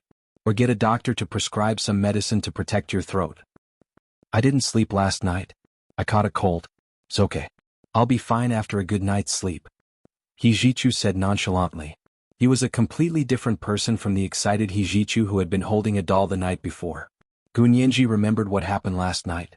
She pursed her lips and hesitated. She asked hesitantly, "Professor He, how did I fall asleep at your place after that?" It was the second watch. Asking for monthly votes and recommendation votes. Oh, intersection. Oh. Chapter 447. He was finally asking about yesterday's incident. "You had a terrible headache last night? It was probably too painful, so your body's self-defense mechanism activated and made you fall asleep. Or maybe you fainted." Hijichu said dryly, waving his hand. "Okay, go back and rest. I didn't give you any homework, so rest for a week and don't overthink it." Gunyenji still wanted to know about the doll. Her hand was on the doorknob and she looked like she was about to leave. She made up her mind and asked, "Professor He, can you tell me why you have a doll like that? Also, why does that doll look so much like teaching assistant one?" Objectively speaking, it was most similar to Shuyi when she was a teenager. Although when Shuyi was an adult now, her features were still very similar to when she was a teenager, so Gunyenji was able to recognize it quickly. She didn't pay much attention to it at first, but as more and more things happened, she began to feel resentful towards the doll that she used to love and never left. "You really want to know?" Hijichu was silent for a moment. "You actually already have an idea, don't you? You just want to get confirmation from me?" "If I could remember the past, I definitely wouldn't have to keep asking Professor He. But Professor He, you seem to know, yet you're hesitating to tell me. What's the reason?" Gunyenji steeled her heart and asked the vague question in her heart. The corners of Hijichu's mouth twitched. "I hesitated to tell you? Then it's all my fault? I don't know who it was that ran away like a rabbit the moment they saw me. I couldn't even find a chance to talk to you, and now you're saying I'm hesitating?" What was a slap in the face? That was, Gunyenji blushed furiously, but her desire to know the truth overcame everything else. She ignored the awkwardness and insisted, "I didn't think so much before. Why do you think now?" Hijichu wasn't easy to fool, and every question struck deep into Gunyenji's heart. There were some things that Gunyenji couldn't even say to He Xiaoheng, but faced with Hijichu's cold and indifferent questioning, she couldn't help blurting them out. "I need it now." "What need?" Hijichu's voice grew even colder. He seemed to have foreseen that the answer would not be the one he expected. As expected, Gunyenji blushed even more. She stammered, because, I want to be with He Xiao, but if I don't find out about my past, I'm afraid." So this was the reason. Hijichu stood in front of his bedroom door, his heart twisting with pain. He stared at Gunyenji for a long time before saying, "Why? Why do you have to find out the truth of your past before you can be with him?" "This is determined by his job status," Gunyenji answered honestly. "Since I want to be with him, I naturally have to accept everything he has. So, you can force yourself to do things that you're embarrassed about?" Hijichu pointed out this point very keenly. "Don't you think you're giving too much unilaterally? Have you ever thought that such a relationship could last?" Gunyenji didn't expect Hijichu, her mentor, to also be a relationship counselor. She thought about it and said, "To me, love is love. I don't want to argue about who gives more." Gunyenji's words were like sharp knives stabbing into Hijichu's heart. No one could see the bloody mess in his heart, and there was no need for anyone to see it. Hijichu straightened his back and said stiffly, "Got it? You can go now." Gunyenji was even more embarrassed. "But Professor He, you haven't said anything yet. I need to think about it. I still need to get someone else's permission before I can give you an answer." Gunyenji froze. She had originally thought that Hijichu knew the whole truth, and as long as he was willing to tell her, she would be able to quickly make up for her lost memories. She didn't expect that he wasn't the person involved? So he came to find her because he was asked by someone else?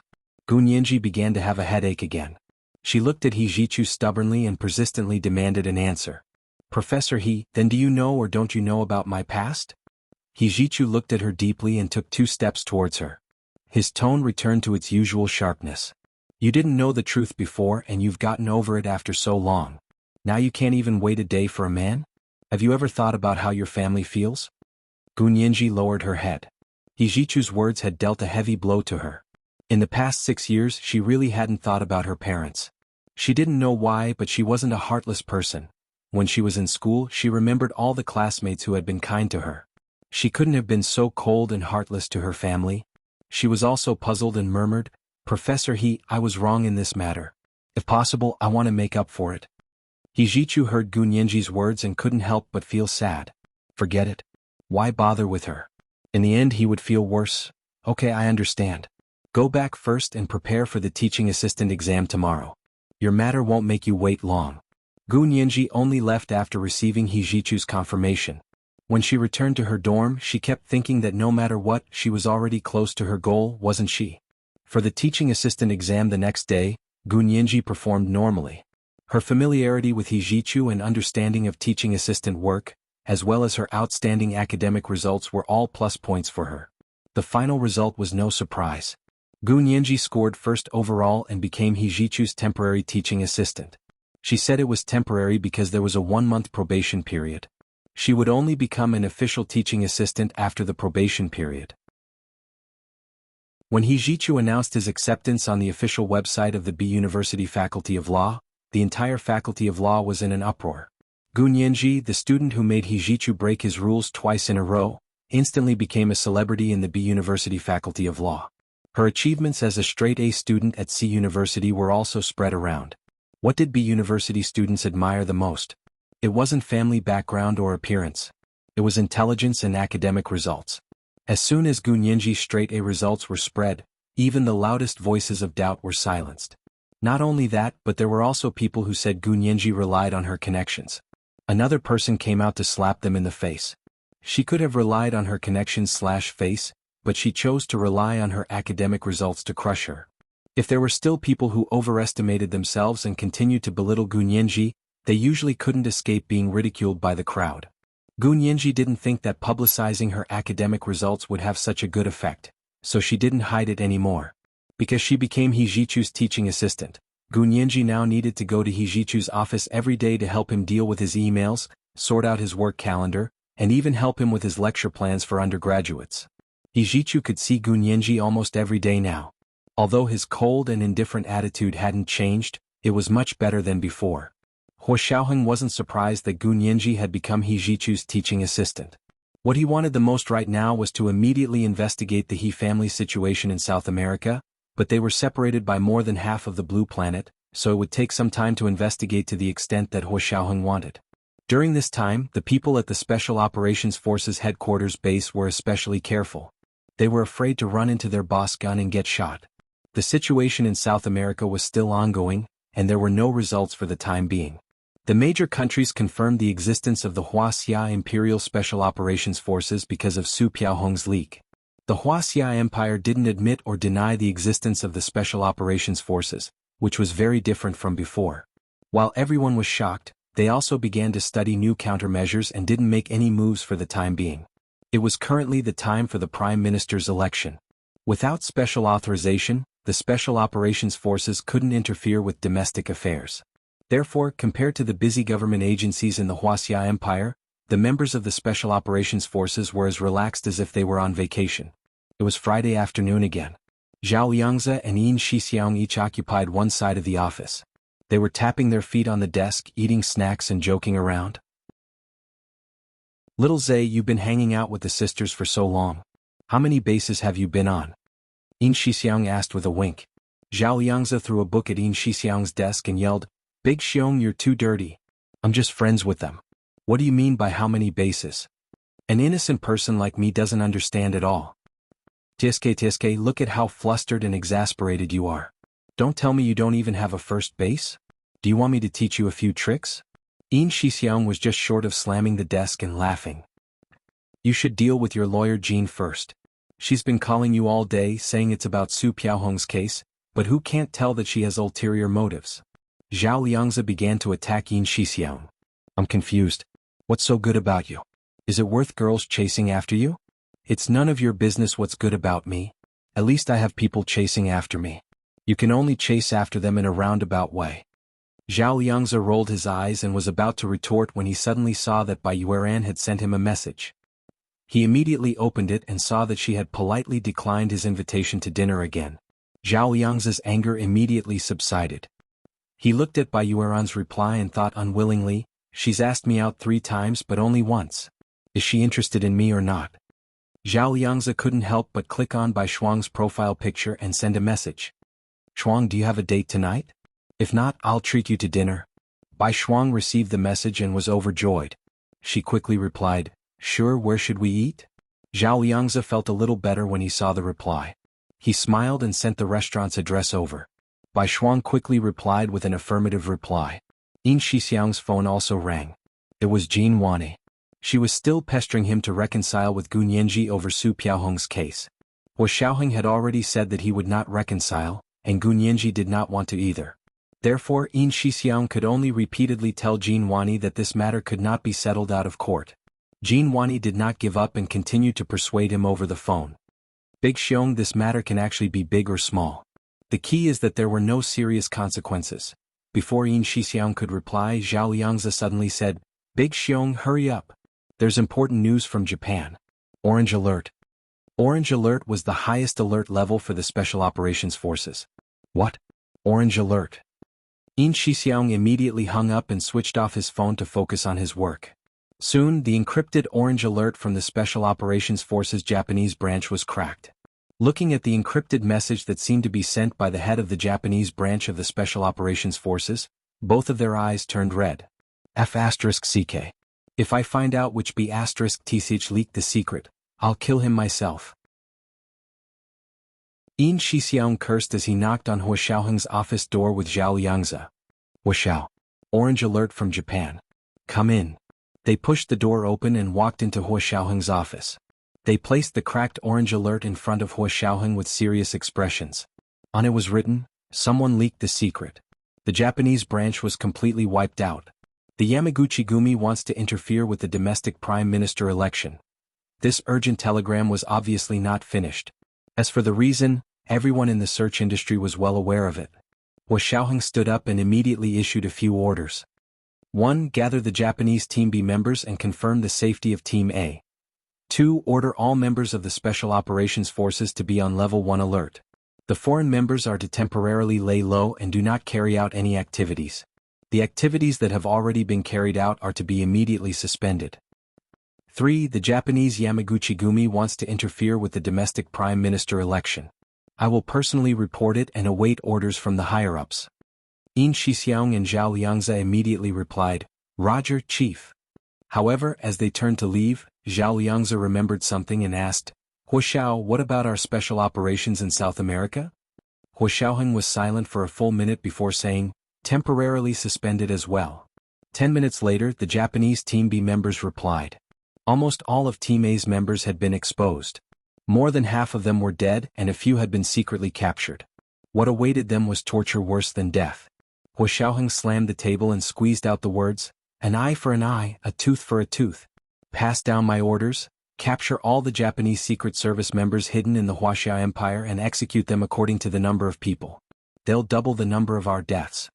Yin Shixiang muttered, shouldn't be equal to how many of our deaths. What about them? How many? Double the number was considered equal? One of our people is worth at least 2 of their lives. Do you have a problem with that? Hua Xiaoheng said without looking up. Swish, swish, swish. He ticked off the names of the Japanese Secret Service members in front of him. Every country had their own spies in other countries, but countries like Japan that would execute all members of other countries at the drop of a hat were extremely rare. It could only be said that some countries were vicious by nature, and they could not afford to let their guard down at all. Hua Xiaoheng's private car sped towards the Supreme Military Council. He was furious. In their line of work, the thing they feared the most was being betrayed by their own people. And the person who had betrayed them this time was definitely not a low-ranking person. There was no way they could use the excuse of being a temporary worker to fool them. The private car was almost at the Supreme Military Council when Hua Xiaoheng received a call from Gun Yanji. Hua Xiao, when are you coming to pick me up? 2 updates in one today. Thank you for your support. Chapter 448. Hearing Gu Nianji's voice, Hua Xiaoheng finally remembered that he and Gu Nianji had agreed to go crab fishing this weekend. Nianji, I have something urgent to attend to. I can't go back this weekend. Go have fun by yourself. I'll get Big Xiong to give you the keys to the yacht. Something urgent? Forget it then. There's no point in me going alone. Gu Nianji immediately lost interest when she heard that Hua Xiaoheng couldn't go. Okay, we'll talk about it when it's over. Hua Xiaoheng quickly hung up and watched solemnly as the car drove into the heavily guarded Army Supreme Council. General Ji, this is the orange level emergency message we just received from Japan. Hua Xiaoheng presented the cracked encrypted message to the 5 standing committee members of the Army Supreme Council. I've already ordered the execution of the Japanese Secret Service's spies in Wuxia. Is this true? The 5 military officials were shocked. How could our people be exposed so thoroughly? It was still possible for 1 or 2 of them to be exposed, but it wasn't normal for an entire branch to be exposed. Someone in our higher ranks leaked the information, Hua Xiaoheng replied gravely. It shouldn't be a low-ranking person. That's impossible. General Ji seemed to find it hard to accept Hua Xiaoheng's suggestion. Why would a high-ranking person do something like this? What benefits would they gain? Because of the election, Hua Xiaoheng said calmly. Look at the last emergency message our members sent back with their lives.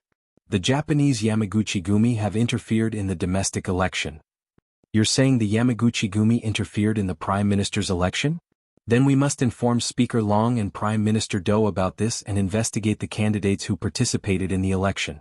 Because the Yamaguchi-gumi's interference in the domestic Prime Minister's election was beyond the scope of the military's authority, Speaker Long and Prime Minister Do needed to step in. Hua Xiaoheng didn't comment further and waited for the officials to come up with a solution. At the same time, Speaker Long and Prime Minister Do also took a private car to the Army Supreme Council to participate in the meeting. All the most powerful people in the Wuxia Empire were in this conference room, so the security was increased again. Hua Xiaoheng sat beside General Ji and listened to the officials discuss countermeasures in silence. At this moment, someone knocked on the door and came in to give General Ji a report. General Ji glanced at it, nodded, and said to the people in the conference room, Our people reacted quickly and have already executed the Japanese Secret Service personnel in China. 1 for us, 2 for them. Prime Minister Do's back was drenched in cold sweat the moment he stepped into the meeting room. Now that he heard General Ji say equal punishment, and that it was 1 of them and 2 of the other side, his heart immediately sank and he subconsciously objected, That's not good, is it? Will it cause a serious diplomatic dispute? Hua Xiaoheng had been quietly observing the reactions of the people at the meeting. When he heard Prime Minister Do's words, he finally said, When they killed our people, did they ever consider that it would cause a serious diplomatic dispute? But has it really been proven? Major General Hua, we can't make such an outrageous decision based on your side of the story. Prime Minister Do stared at Hua Xiaoheng intently. Major General Hua, where's the evidence? Of course, Hua Xiaoheng had evidence, but evidence from the Special Operations Forces couldn't be casually shown to anyone. Prime Minister Do, if your security clearance is high enough, I can show you the evidence. In other words, Prime Minister Do wasn't qualified to see the evidence yet. Prime Minister Do felt humiliated. He looked at Hua Xiaoheng with a dark expression, then turned to Speaker Long. Speaker Long, does our country's law state that even the Prime Minister can't ask about the Special Operations Forces? Speaker Long frowned. I don't think there's an explicit prohibition. It's fine as long as the law doesn't prohibit it. Major General Hua, you can't disrespect Speaker Long's opinion regarding the law, can you? Prime Minister Do asked aggressively, almost as if he was giving a speech. Hua Xiaoheng was still calm.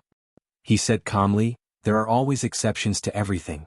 The law should already have rules in this area. After a pause he added, If there aren't, we should immediately enact a relevant law. Speaker Long raised an eyebrow at Prime Minister Do and said calmly, There are indeed exceptions. When the Special Military Region was established last year, the Senate specifically passed a law stating that special circumstances should be treated differently, so the specific implementation can be decided by the Special Operations Forces. This was tantamount to overruling Prime Minister Do's suggestion. Prime Minister Do propped his chin on his hand and thought for a while. He didn't pursue the issue of evidence any further and said with a straight face, If that's the case, then when the Japanese's diplomatic inquiry comes, please deal with it. All right, as long as they dare to ask, we dare to answer. Hua Xiaoheng was very forceful this time. Also, they've captured a few important members of the Japanese Secret Service. I've also ordered the arrest of a few important members of the Japanese Secret Service. When the time comes, I'll ask the Ministry of Foreign Affairs to mediate the exchange of prisoners. Prime Minister Do was shocked again. Why do you want to exchange prisoners? Although I think you're going overboard in ordering the execution of those people, it's not unacceptable. But if you want to exchange prisoners, what do you want to do to our country's reputation? Our country's reputation? Who gives you face? Huo Xiaoheng's expression was solemn and he refused to back down. Only our own people will give us face. Who cares if foreigners give us face? Are you our country's prime minister or a foreigner's prime minister? But in your line of work, don't you always brag about dying without regrets? Why are you unwilling to die for the sake of the country now? Prime Minister Do was resentful at the thought of his eldest daughter, who had been sentenced to life imprisonment. He glared at Huo Xiaoheng and knocked on the table. Huo Xiaoheng almost laughed coldly. It's one thing for us to be willing to disregard our own lives, but you're asking others to do the same. Isn't that too shameless? Huo Xiaoheng's words were too harsh, and Prime Minister Do's words were indeed too shameless. Therefore, although the military officials and Speaker Long disagreed with Huo Xiaoheng's words, they were even more angry with Prime Minister Do. Our soldiers aren't afraid of death, but that doesn't mean you can force them to die. General Ji was the most displeased. He slammed the table and roared, I support this. As long as there are still people alive, we must find a way to bring them home. Whether it's exchanging prisoners or using other methods, we must try. With General Ji's support, Prime Minister Do immediately changed his tone. He smiled sheepishly and said, That's not what I meant. General Ji is right, we should think of a way to bring our people home. I'll go talk to the people from the Ministry of Foreign Affairs and see if we can resolve this through diplomatic channels. Prime Minister Do drove away with a straight face. Huo Xiaoheng asked Speaker Long and General Ji for authorization. Our people suffered a major setback due to domestic reasons this time. I request the authority to investigate the election within the country. No, the relevant departments within the country will take over and give justice to our sacrificed soldiers. General Ji flatly rejected Huo Xiaoheng's proposal. After the meeting, he explained to Huo Xiaoheng. You already have enough authority. If you give more, some people within the country won't be able to sleep at night. Huo Xiaoheng was flexible and quickly changed his condition. Fine, I won't interfere with the election, but what about the full authority of the Special Operations Forces? After dragging this out for so long, shouldn't they give me an answer? I know, I'll rush them right now. General Ji quickly brought up Huo Xiaoheng's request to the higher-ups. Speaker Long and the Standing Committee members of the Supreme Military Council all disagreed with Huo Xiaoheng's Special Operations Forces interfering in the national election. However, the Special Operations Forces had suffered heavy losses this time, and they had no choice but to appease them. Therefore, after weighing the pros and cons as a compromise, they officially granted full personnel authority to the head of the Special Operations Forces, who was now Huo Xiaoheng.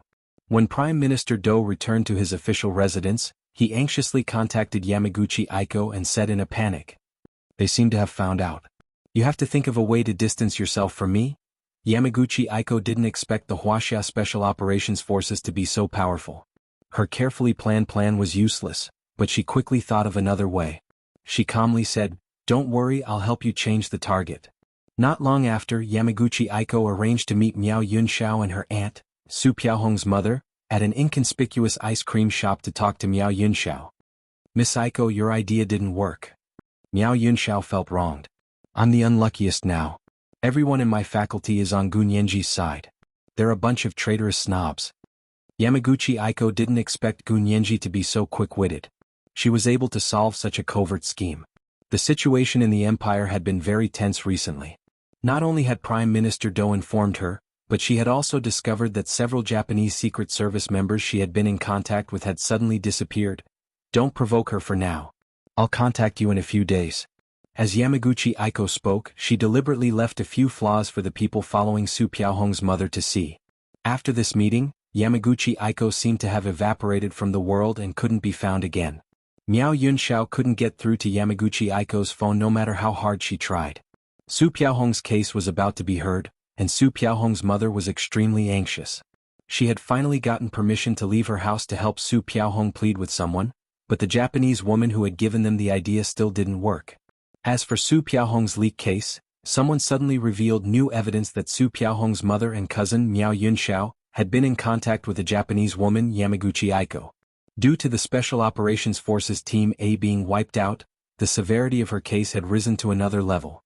This was the first watch. Asking for monthly votes and recommendation votes. 7 p.m. the next watch.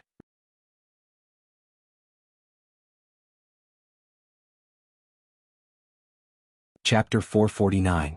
Who did you say you went to see? Deputy Chief of Staff Su, who was under house arrest at home, slapped his wife in shock and anger. Do you have a brain?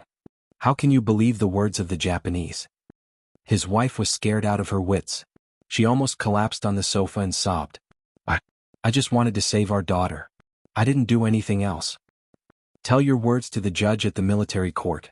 The leader of the military police waved his hand indifferently and ordered his men to handcuff Deputy Chief of Staff Su and his wife and take them away. Deputy Chief of Staff Su was locked up in the detention center of the Special Military Court. He looked at the small square room and thought helplessly, I was supposed to be demobilized. How did I end up in a detention center? I even have to face prosecution by the Special Military Court? What did I do wrong? The puzzled Deputy Chief of Staff Su found out what his wife had done the very next day. She leaked information to a member of the Japanese Yamaguchi Gumi? Deputy Chief of Staff Su sat in the interrogation room, dumbfounded. He looked at the evidence presented by the other party. But, how did she know? That's what I'll have to ask you, Deputy Chief of Staff Su. The interrogator was expressionless. He hated Deputy Chief of Staff Su very much. If he had really betrayed his soldiers, then he deserved to die. Deputy Chief of Staff Su calmed himself down and looked at the evidence carefully. He still refused to admit that his wife had done something like this. This has nothing to do with me and it has nothing to do with my wife. I want to see her and ask her what happened.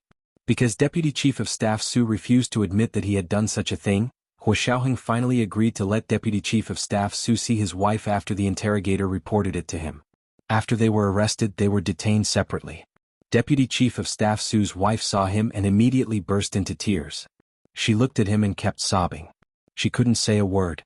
Deputy Chief of Staff Su finally managed to calm her down and asked, You have to tell me, where did you get to know this Japanese woman? Deputy Chief of Staff Su's wife now knew that Yamaguchi Aiko was not an ordinary person, but an important member of the Japanese Yamaguchi Gumi. It was Yun Xiao who told me. She said that there was a very capable person who could help Piaohong. I believed her and went to meet with her a few times, but we didn't talk about anything else. From start to finish, we only talked about Piaohong's case. Deputy Chief of Staff Su's wife was crying her eyes out. Miao Yunxiao? Where did she get it from? Deputy Chief of Staff Su frowned. There are some things that even I don't know. How would she know?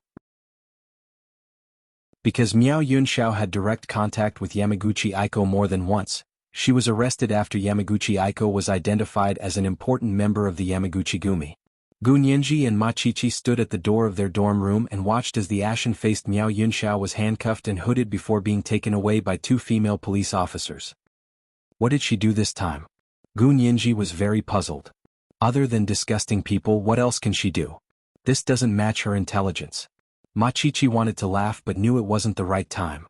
She pinched Gu Nianji harshly and said, Don't be sarcastic. Miao Yunxiao must have gotten into trouble.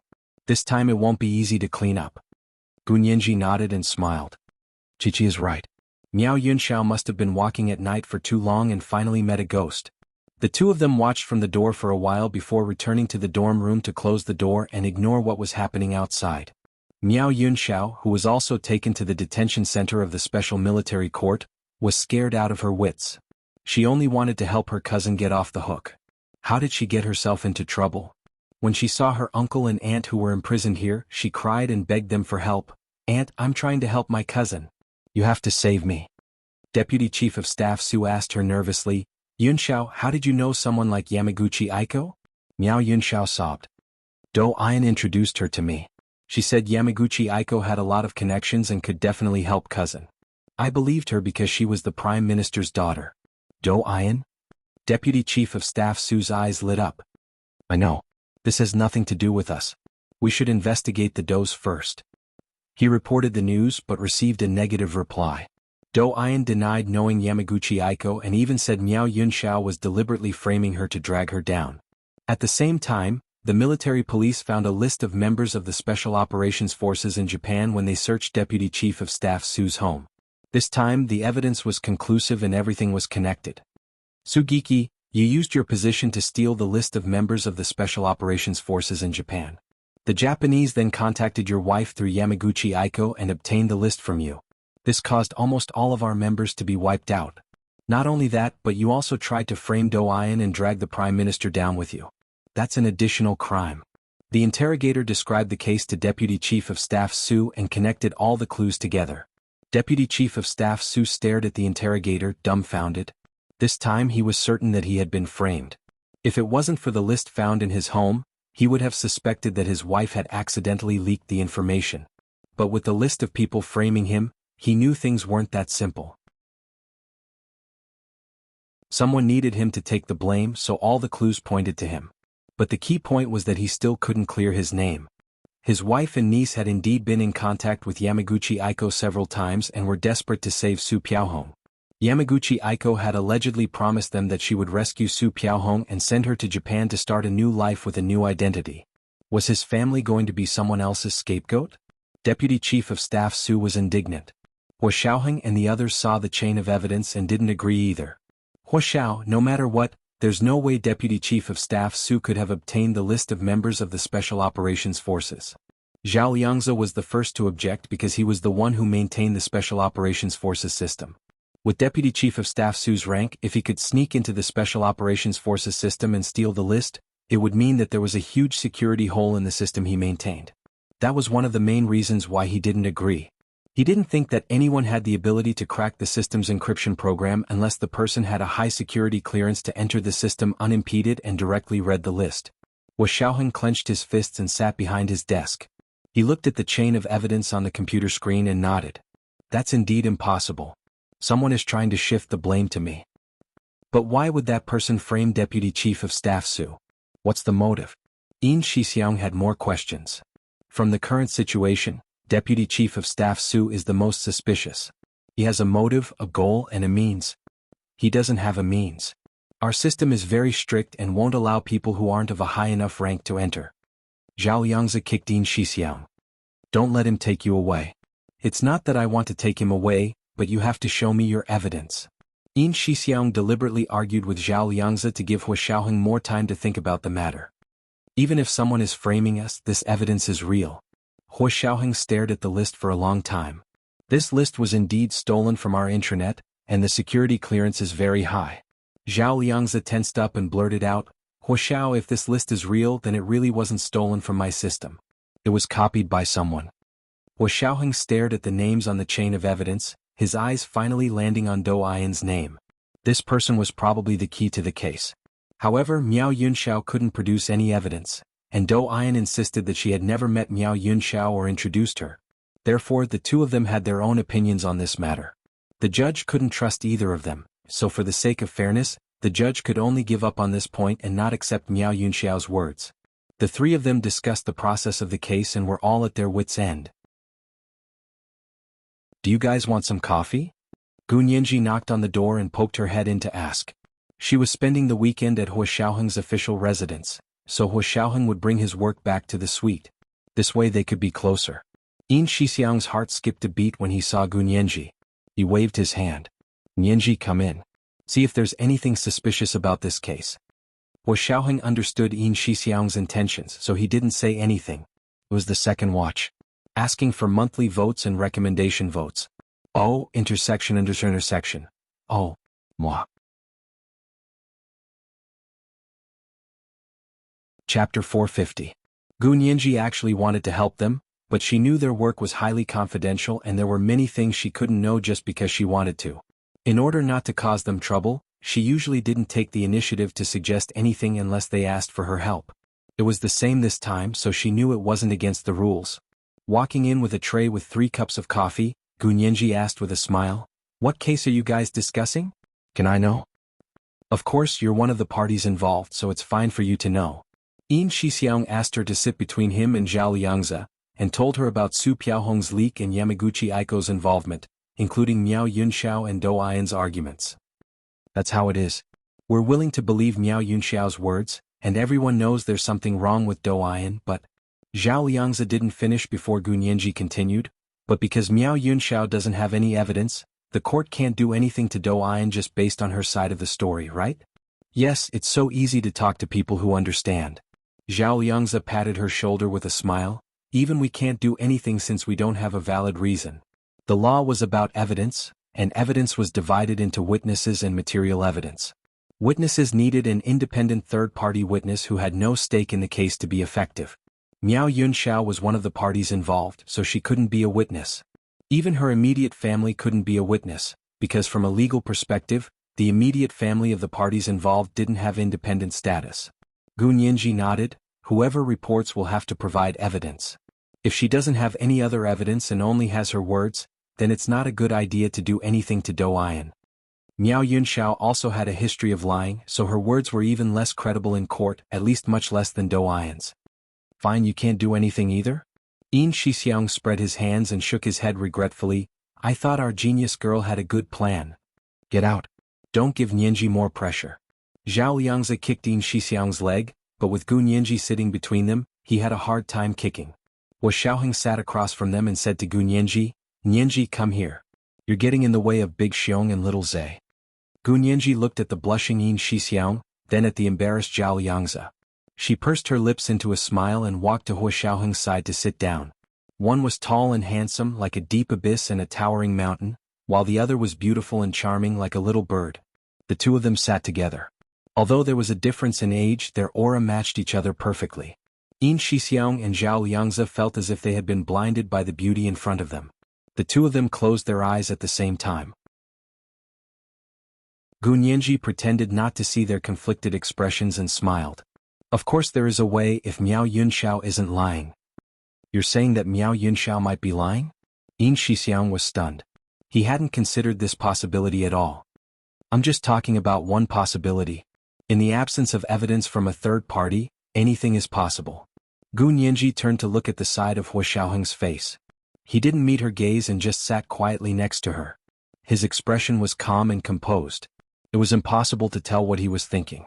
Gu Nianji sighed inwardly and looked away. She looked at Yin Shixiang and Zhao Liangzi sitting across from her and continued, if we exclude the possibility that Miao Yunxiao is lying, then what we need to do is help her find evidence from a third party. Oh. She doesn't have any evidence herself and only remembers talking to Do Ayan once. Zhao Liangzi frowned. She doesn't even remember when she said it. Gu Nianji sat up in surprise. Really? Then Miao Yunxiao shouldn't be lying. Do Ayan really did talk to her.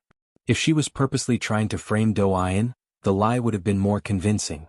Because it was the truth, she didn't put in any effort to explain the cause and effect. It's useless for us to believe it. The key is for the law to believe it as well. Xiaoheng finally spoke. His eyes swept over Gu Nianji's head and stopped on the coffee table in front of him. Gu Nianji noticed from the corner of her eye that Xiaoheng was finally looking at her. Her heart was filled with joy and her earlier frustration was swept away. She quickly flipped through Miao Yunxiao's statement that Yin Shixiang had given her. She said excitedly, I've always believed that as long as something has happened, there must be evidence left behind. The key is whether you can find it or not. Oh, didn't you want us to interrogate all the students at B University and see if anyone remembers this meeting? Yin Shixiang snorted. I think we've already thought about your idea, but it wasn't feasible, so we gave up. Also, Miao Yunxiao not only has to prove that she met Do Ayan, but also that Do Ayan introduced Yamaguchi Aiko to her. So even if you can prove the first point, what about the second? I think even if we catch Yamaguchi Aiko, as long as the other party insists that it has nothing to do with Do Ayan, you still won't be able to prove it, right? Zhao Liangzi's finger tapped on the statement. So it's indeed very complicated. Since the other party deliberately planned this, they would be very careful not to leave behind any objective evidence. Yes, they're purposely trying to disgust us.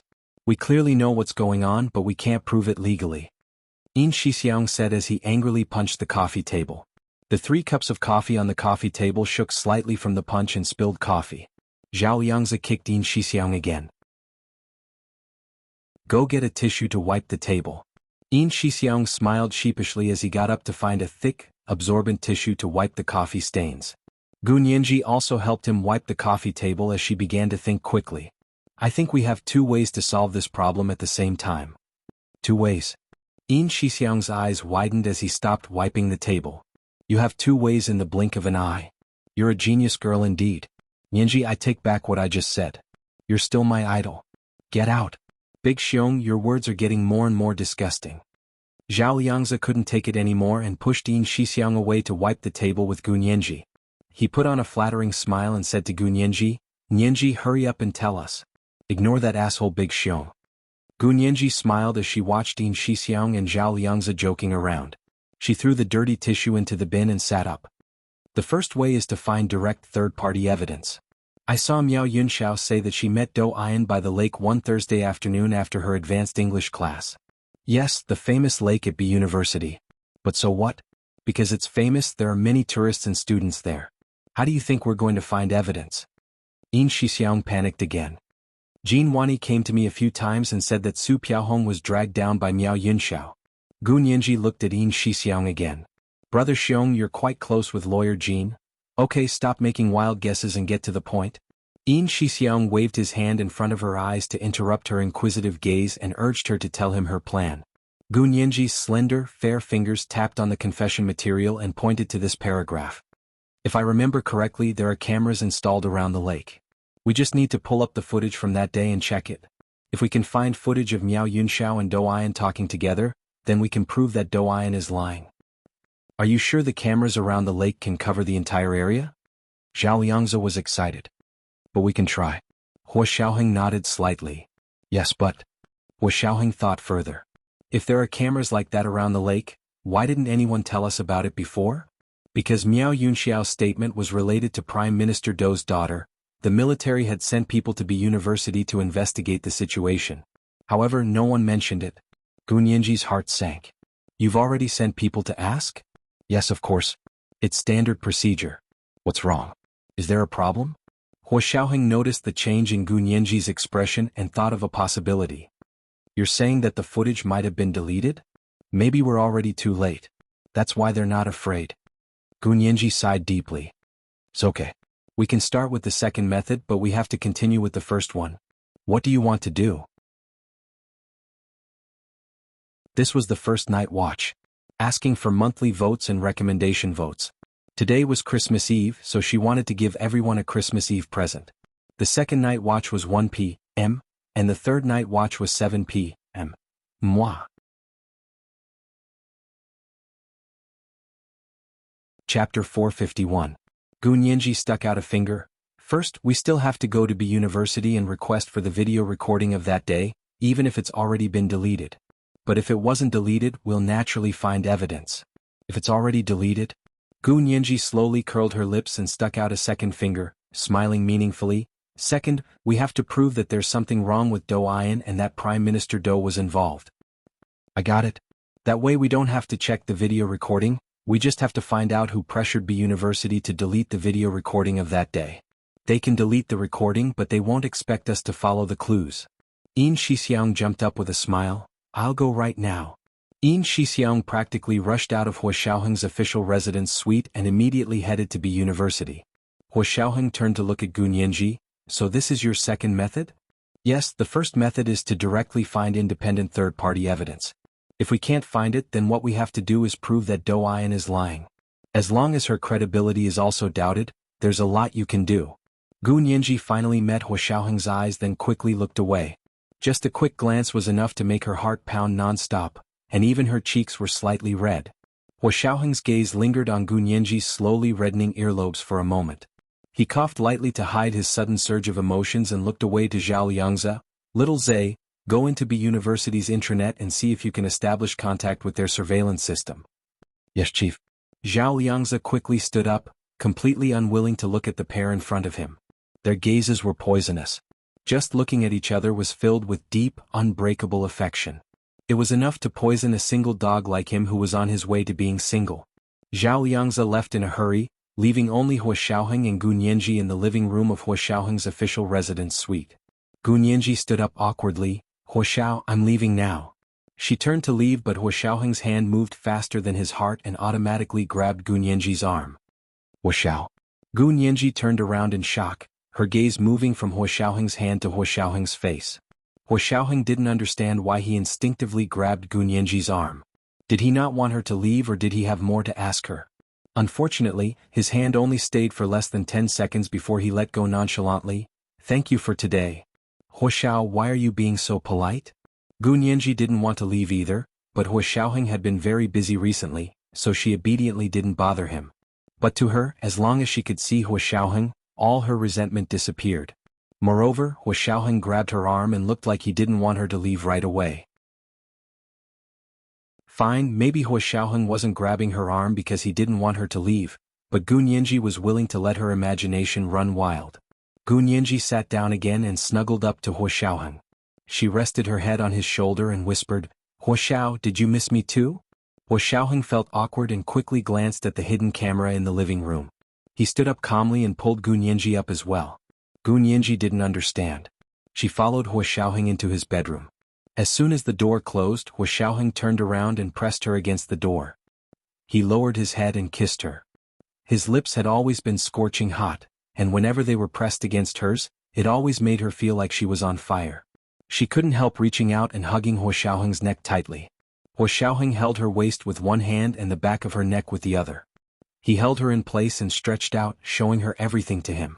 Kissing her lips that were as soft as rose petals, Hua Xiaoheng finally realized how strong his desire for her was.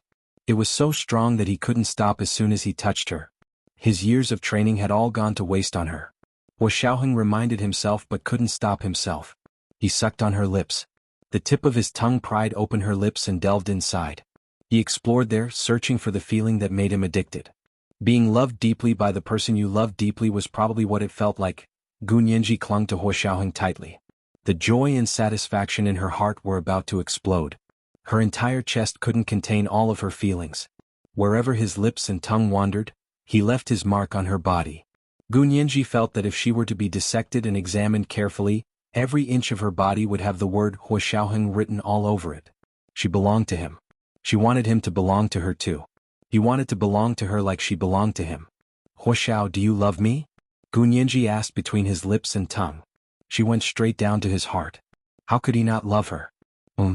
He uttered a syllable with a heavy nasal voice. At the same time, he swallowed every word she said and stored it safely. "What do you mean by him?" "I don't want you to I want you to say it." Gun Yanji was a little braver. She pounded his shoulder relentlessly. Although she couldn't breathe because of him, she still had to ask the questions that needed to be asked. Hua Xiaoheng chuckled softly. He released her lips and looked down. Her lips, which were like rose petals, were slightly swollen from his kisses. She pouted as if she was forever inviting someone to kiss her. She really was born with lips that were very suitable for kissing. Hua Xiaoheng leaned down and kissed her swollen lips again. Then he pressed his forehead against hers and said in a very low voice, "Love." Although it was still 2 words away, Gun Yanji was already very satisfied.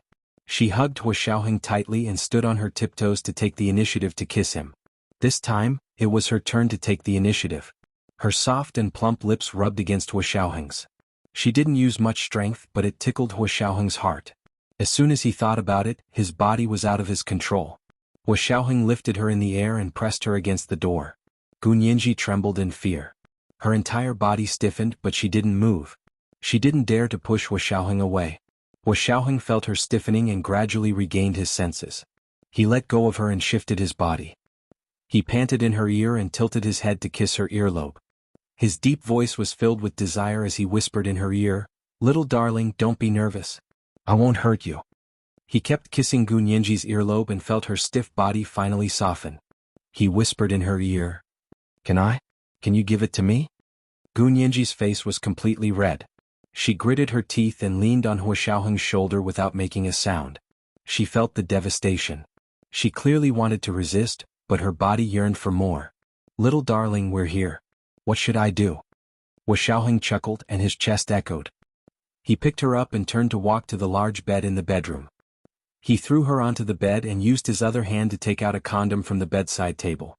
He pressed his fingers together and the condom was undone. Gun Yanji curled up on the bed and looked up at Hua Xiaoheng. She suddenly couldn't resist. She had only wanted to kiss him to ease her longing. How did she get so engrossed in the kiss that she ended up kissing him on the bed? Gun Yanji wanted to get up and run away, but she hesitated when she remembered that they hadn't been intimate for several months. She was his girlfriend, so she had this obligation, right? Or was it only the wife who had this obligation? But Huo Xiaoheng was quite amazing and had made her feel very comfortable. Gu Nianji bit her lip and refused to admit that she also wanted that a little. Just as she was hesitating and struggling, her body and mind had already lost control. Every time, it brought endless pleasure and numbness. She had died several times, but Huo Xiaoheng still refused to give her a quick death. She couldn't take it anymore and wanted to take the initiative to fight back. Huo Xiaoheng fixed Gu Nianji's hands above her head with one hand and held her slender waist tightly with the other to prevent her from moving. He was still too strong. Gu Nianji couldn't move anymore and could only be as soft as a puddle of water. Her entire body and mind were indescribably satisfied. Even the tips of her toes curled up as she waited for his fatal blow. When the last moment arrived, a white light flashed in front of Huo Xiaoheng's eyes. He hugged the panting Gu Nianji tightly and vaguely thought that she was his poison. How could he get rid of her? He could love, but he couldn't be addicted. This was the second night after the changes. It was also the last night on Christmas Eve. Begging for monthly votes and recommendation votes. 7 o'clock in the evening. Moi. Chapter 452. Huo Xiaoheng resolutely got up and walked into the bathroom to wash up. The sound of running water could be heard from the bathroom. Gu Nianji was still twitching on the bed like she was having a pendulum. She was really exhausted this time. Huo Xiaoheng acted like he hadn't seen a woman in 800 years. He tossed and turned her over and over and had sex with her several times. She couldn't even lift a finger, but Huo Xiaoheng could still get up and go to the bathroom to shower as if nothing had happened. She wanted to shower too, but she didn't think Huo Xiaoheng would be that considerate. Also, she didn't want to go to the bathroom now. What if Huo Xiaoheng saw her and asked her to save water again? Gu Nianji could only let herself be paralyzed on the bed and not move. Not long after, her eyelids started to fight and she couldn't keep them open. At that moment, she heard Zhao Liangzi's voice from the intercom. Huo Xiao Big Xiong found some clues. Do you want to take his call? Gu Nianji bit her lip and slowly slid into the blankets. Like an ostrich, she hid her head. Huo Xiaoheng had these intercoms everywhere in his room. Not only were there in the living room, but there were also in the study, bedroom, and bathroom. It was so that he wouldn't miss any critical information. Huo Xiaoheng was showering in the bathroom, but the sound of running water couldn't drown out the sound of the intercom. He turned off the water and said into the intercom, "I'll come to the office building right away." Coming out of the bathroom with a towel wrapped around his waist, Huo Xiaoheng changed into his military uniform and said to Gu Nianji on the bed without looking back, "Go back to your room. I'm going to the office building." With that, he strode out of his bedroom. He looked like something big had happened, but only he knew. He was afraid that if he turned back, he wouldn't be able to leave again. Gu Nianji poked her head out from under the covers and watched Huo Xiaoheng's back disappear through the door. She felt a bit awkward. The two of them had just been so intimate, but Huo Xiaoheng had turned around and left without coaxing her or being affectionate with her for a while. Gu Nianji had also heard what Zhao Liangzi said through the intercom. It wasn't a particularly urgent official matter. Why couldn't Huo Xiaoheng come over and hug her again? Gu Nianji pouted and got out of bed unhappily. She picked up Huo Xiaoheng's scattered clothes and put them on. Then she left Huo Xiaoheng's suite without looking back. After returning to her room, Gu Nianji packed her things. She didn't call In Shixiang or Zhao Liangzi. She carried her backpack and suitcase as she left the Special Operations Forces headquarters base. She walked all the way to the intersection of the main road, hailed a taxi and took it back to school. Although it was only Saturday, she didn't want to stay at Huo Xiaoheng's place. When she returned to her dorm, she realized that Ma Qiqi wasn't in her room. She must have gone back for the weekend. Gu Nianji went to the bathroom alone to take a shower. She wrapped her hair up and walked out of the bathroom with a towel wrapped around her. She sat in front of her desk and began her skincare routine by fiddling with the bottles and jars on the bookshelf on the second floor. Finally, she put on a facial mask and took her iPad to the bed to sit down. However, she couldn't bear to read the professional books on the iPad.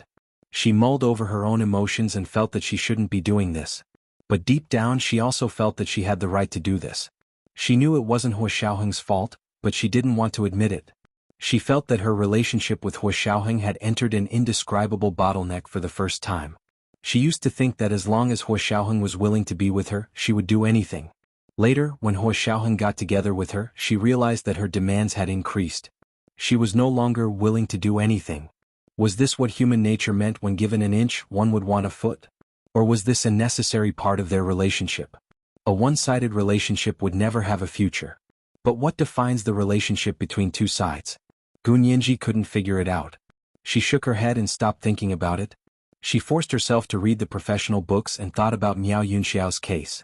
Before she left, she heard Zhao Liangzi say that Yin Shixiang had found some clues at B University. Did that mean that they already had some leads and knew who pressured B University to delete the video records? At the same time, Hua Xiaoheng and Zhao Liangzi were in the central control room at the Special Operations Forces headquarters. They were video calling Yin Shixiang while checking the records from the B University intranet. Hua Xiao, I used my identity as a municipal police officer to ask the relevant personnel in the B University IT department about the cameras by the lake. Guess what? The person told me that a few of the cameras by the lake were broken due to lack of maintenance. They just discovered the problem and just replaced the cameras. Yin Shixiang smiled like a fox. I asked if I could take a look at the broken cameras and they actually told me that they'd already been destroyed. Haha, that's a blatant lie. Zhao Liangzi couldn't stop laughing. They even want to destroy physical evidence. Unfortunately, they don't know that the camera records are all uploaded to the cloud. There are a lot of procedures needed to destroy the records in the cloud, so there are traces everywhere. Yin Shixiang was also grinning from ear to ear in the video. I didn't expect there to be so much evidence. We were at a dead end before and only wanted to find direct evidence. Nianji is smart and she's too good at exploiting loopholes in the law. Zhao Liangzi smiled. It was hard to tell if he was complimenting or criticizing her. Hua Xiaoheng glared at him. Nianji never exploits loopholes in the law. Zhao Liangzi and Yin Shixiang both shut their mouths. It's because there are too many loopholes in the law. Nianji helps them fill in the gaps. Hua Xiaoheng continued with a slight smile. He looked very proud of her. Zhao Liangzi and Yin Shixiang closed their eyes. Hua Xiao's proud expression was too glaring. They needed to wash their eyes or they wouldn't be able to face Gun Yanji in the future. Although they didn't approve of Hua Xiaoheng and Gun Yanji being together, all the signs showed that a small fry couldn't shake a large tree.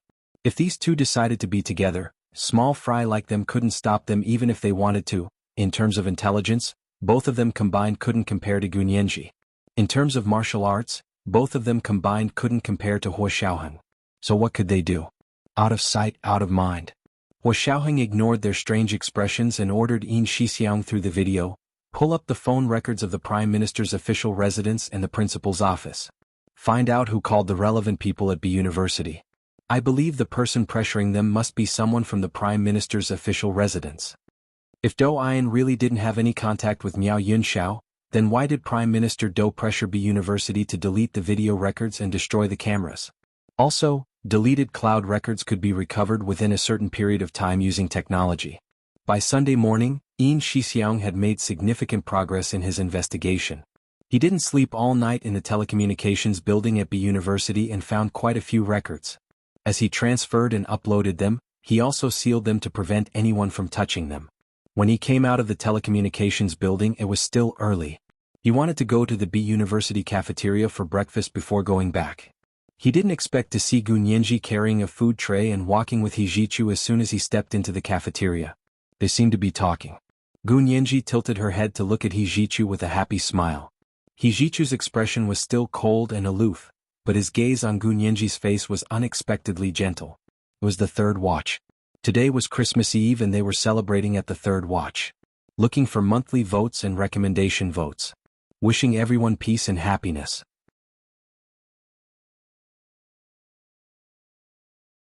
Chapter 453. Yin Shixiang's heart skipped a beat.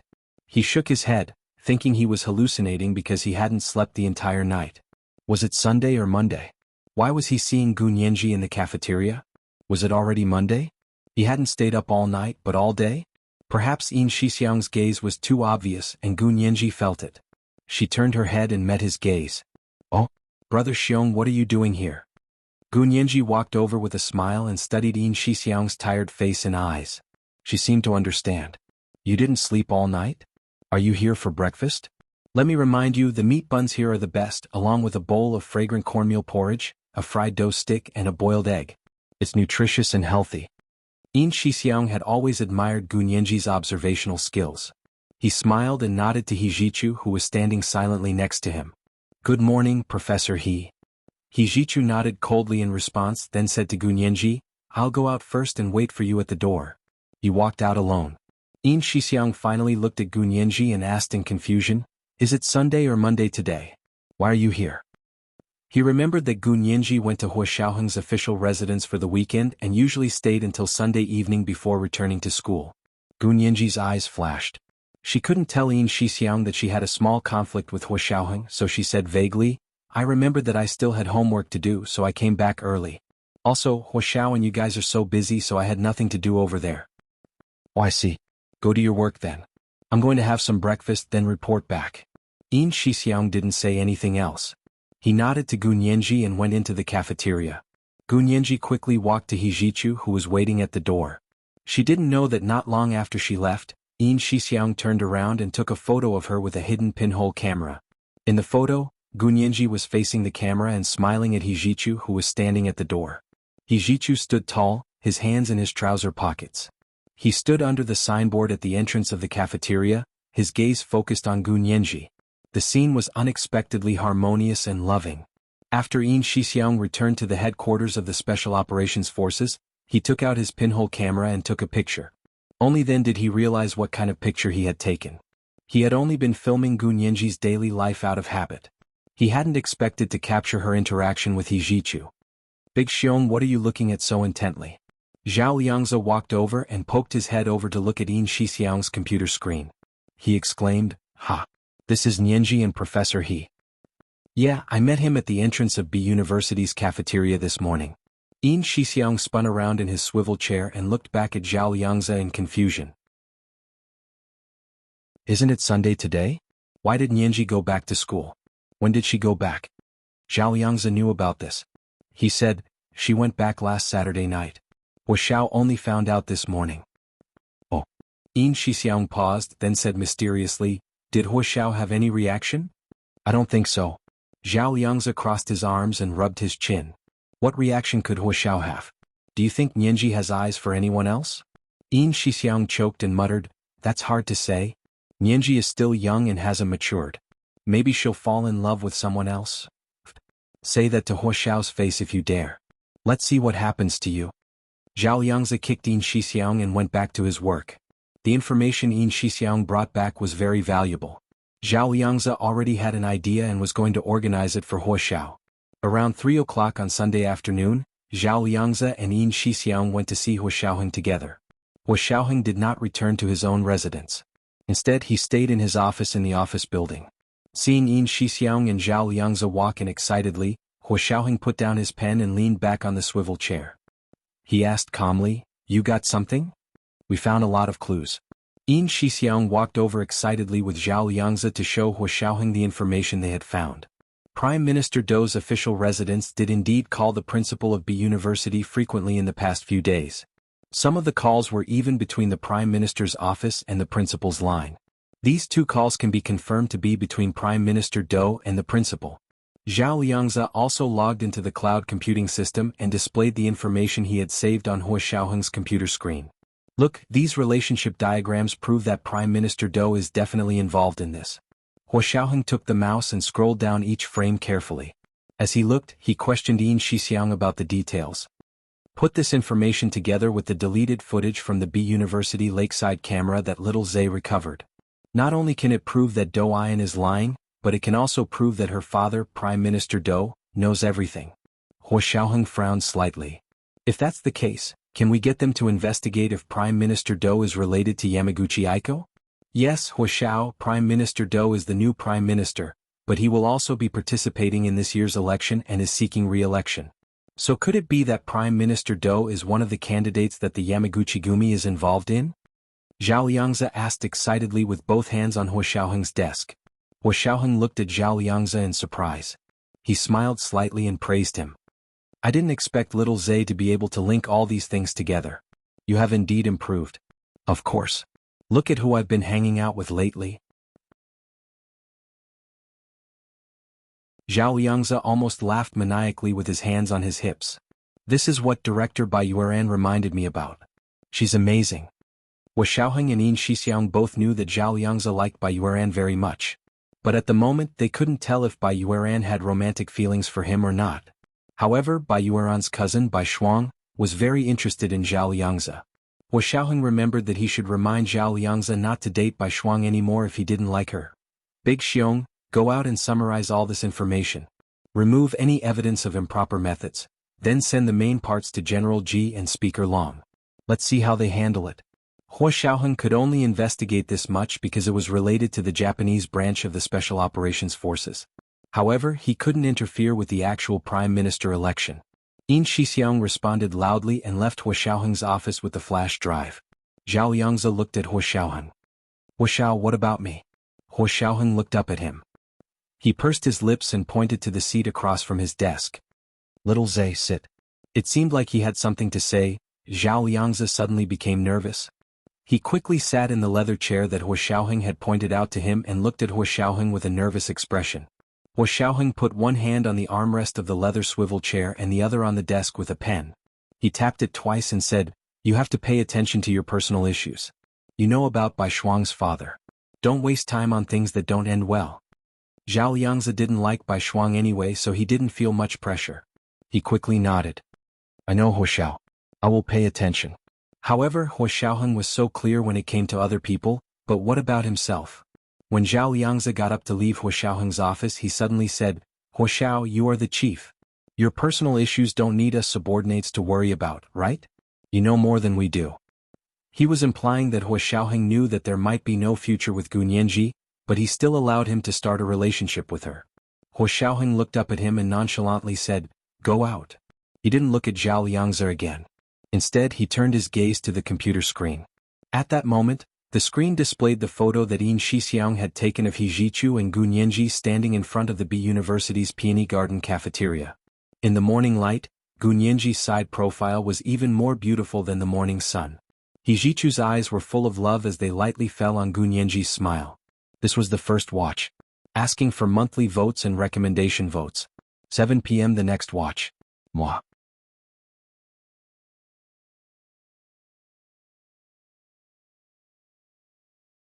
Chapter 454. Although the photo was taken with a pinhole camera, the composition was surprisingly good. The expression was natural, and the natural halo of sunlight was much better than artificial light. Hua Xiaoheng stared at a photo that could be immediately mounted as an oil painting or a postcard for a full 10 minutes. He didn't think he was intentionally looking at the photo, but when he came back to his senses, he realized the time had passed. His fingers slid over the mouse and deleted the photo as if it had a mind of its own. Hua Xiaoheng turned off his computer and turned around in his swivel chair. He looked at the afternoon sun outside the window and had an idea. He called Gu Nianji's phone into his headset. Gu Nianji didn't pick up.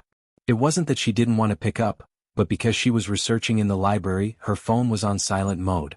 She was wearing a dress with no pockets today, so she didn't have her phone with her.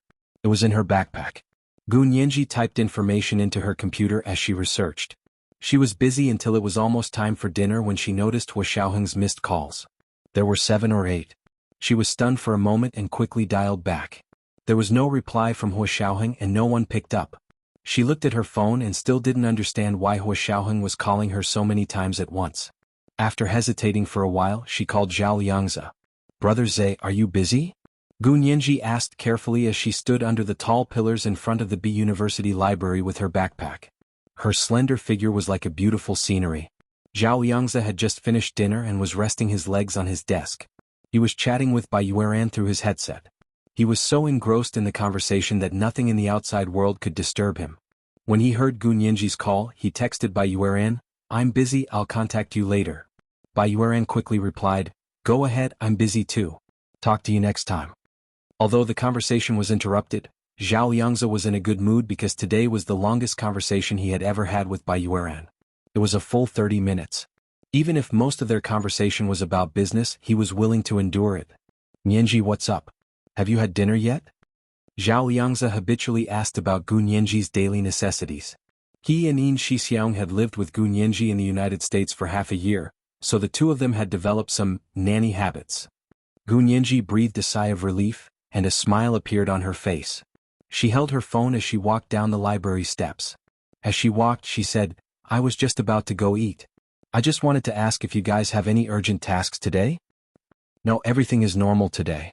Everyone is spending the weekend." Zhao Liangzi laughed. Why did you suddenly go back to school? Are you busy with homework? Yeah, I just came out of the library and am working on my thesis. Gu Nianji looked up at the sunset and finally got to the point. Brother Zhe, what is Huoxiao doing? Are you busy? I called him but I couldn't find him. No, I don't have anything to do today. There was a meeting in the afternoon and then there was nothing else. Zhao Liangzi perked up. He wondered if Huoxiao had listened to what he'd said to dissuade him today. Was he already starting to distance himself from Gu Nianji? However, Gu Nianji's next words shattered his fantasies.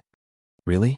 But Huoxiao called me 7 or 8 times, and I happened to put my phone on silent mode in my backpack so I didn't hear it at all. I only saw it now so I wanted to ask him. I was worried something might have happened. But I couldn't find him. The number that Gu Nianji had called was Huoxiaoheng's private number. Only a few people knew this number. In the past, Huoxiaoheng would definitely pick up when Gu Nianji called him. If he didn't pick up, something must have happened. Therefore, Gu Nianji asked because she was worried something might have happened to Huoxiaoheng. Zhao Liangzi was also curious why Huoxiaoheng was looking for Gu Nianji, so he called her 7 or 8 times in a row. He didn't dare speculate anymore and quickly said to Gu Nianji, "Wait a moment, I'll go see what Huoxiao is doing." Zhao Liangzi got up from his desk and went to Huoxiaoheng's office door to look. Huoxiaoheng was working at his desk with a large dictionary in his hand and a stack of documents in front of him. He seemed to be writing something. Zhao Liangzi turned around and sent Gu Nianji a text. Huoxiao doesn't have anything urgent and is writing a report. Why don't you try calling again? Maybe he didn't notice a call. Gu Nianji patted her chest, her tone clearly relaxed. That's good. I won't disturb you then? Since Huoxiao is busy? It's okay, maybe Huoxiao is waiting for your call.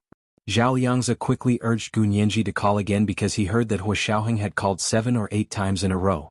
This was too unusual. Gu Nianji thought it made sense and Zhao Liangzi was also there. If anything happened he could communicate immediately. She nodded immediately. Then I'll call again.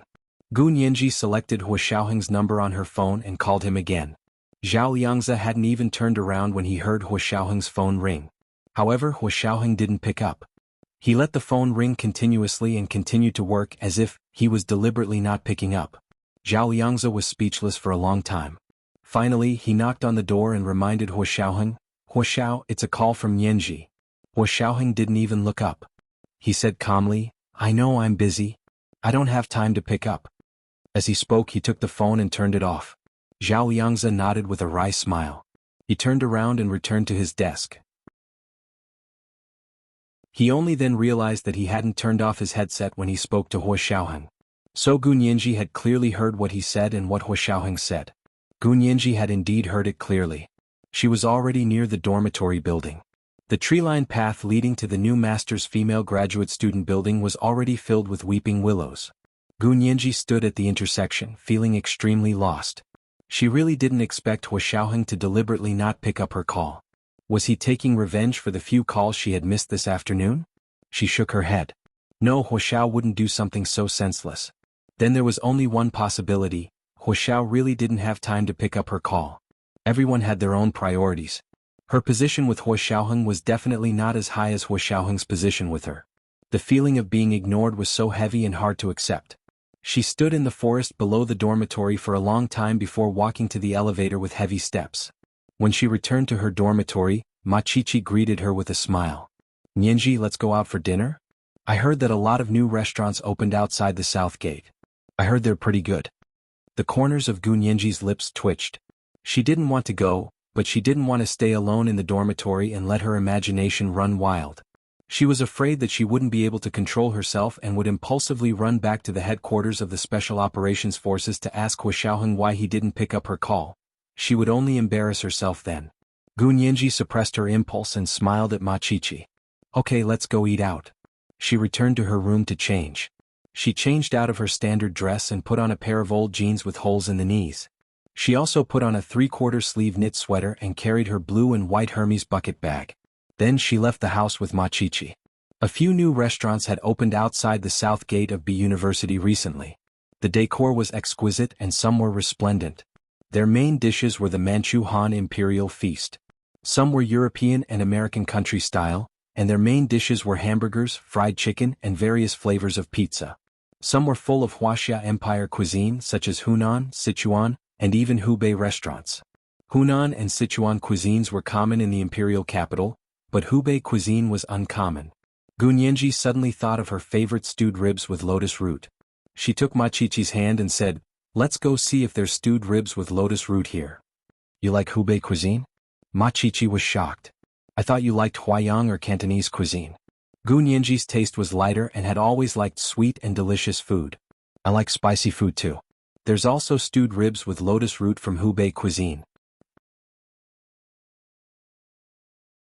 Gunyanji giggled as she took Ma Chichi's arm and walked into the newly opened Hubei restaurant. They had just sat down to order when Gunyanji heard her phone ring. Although it wasn't Hua Xiaoheng's exclusive ringtone, she picked it up to look. It was He Jichu calling her. This was the second watch. Asking for monthly votes and recommendation votes. Oh, and oh, moi.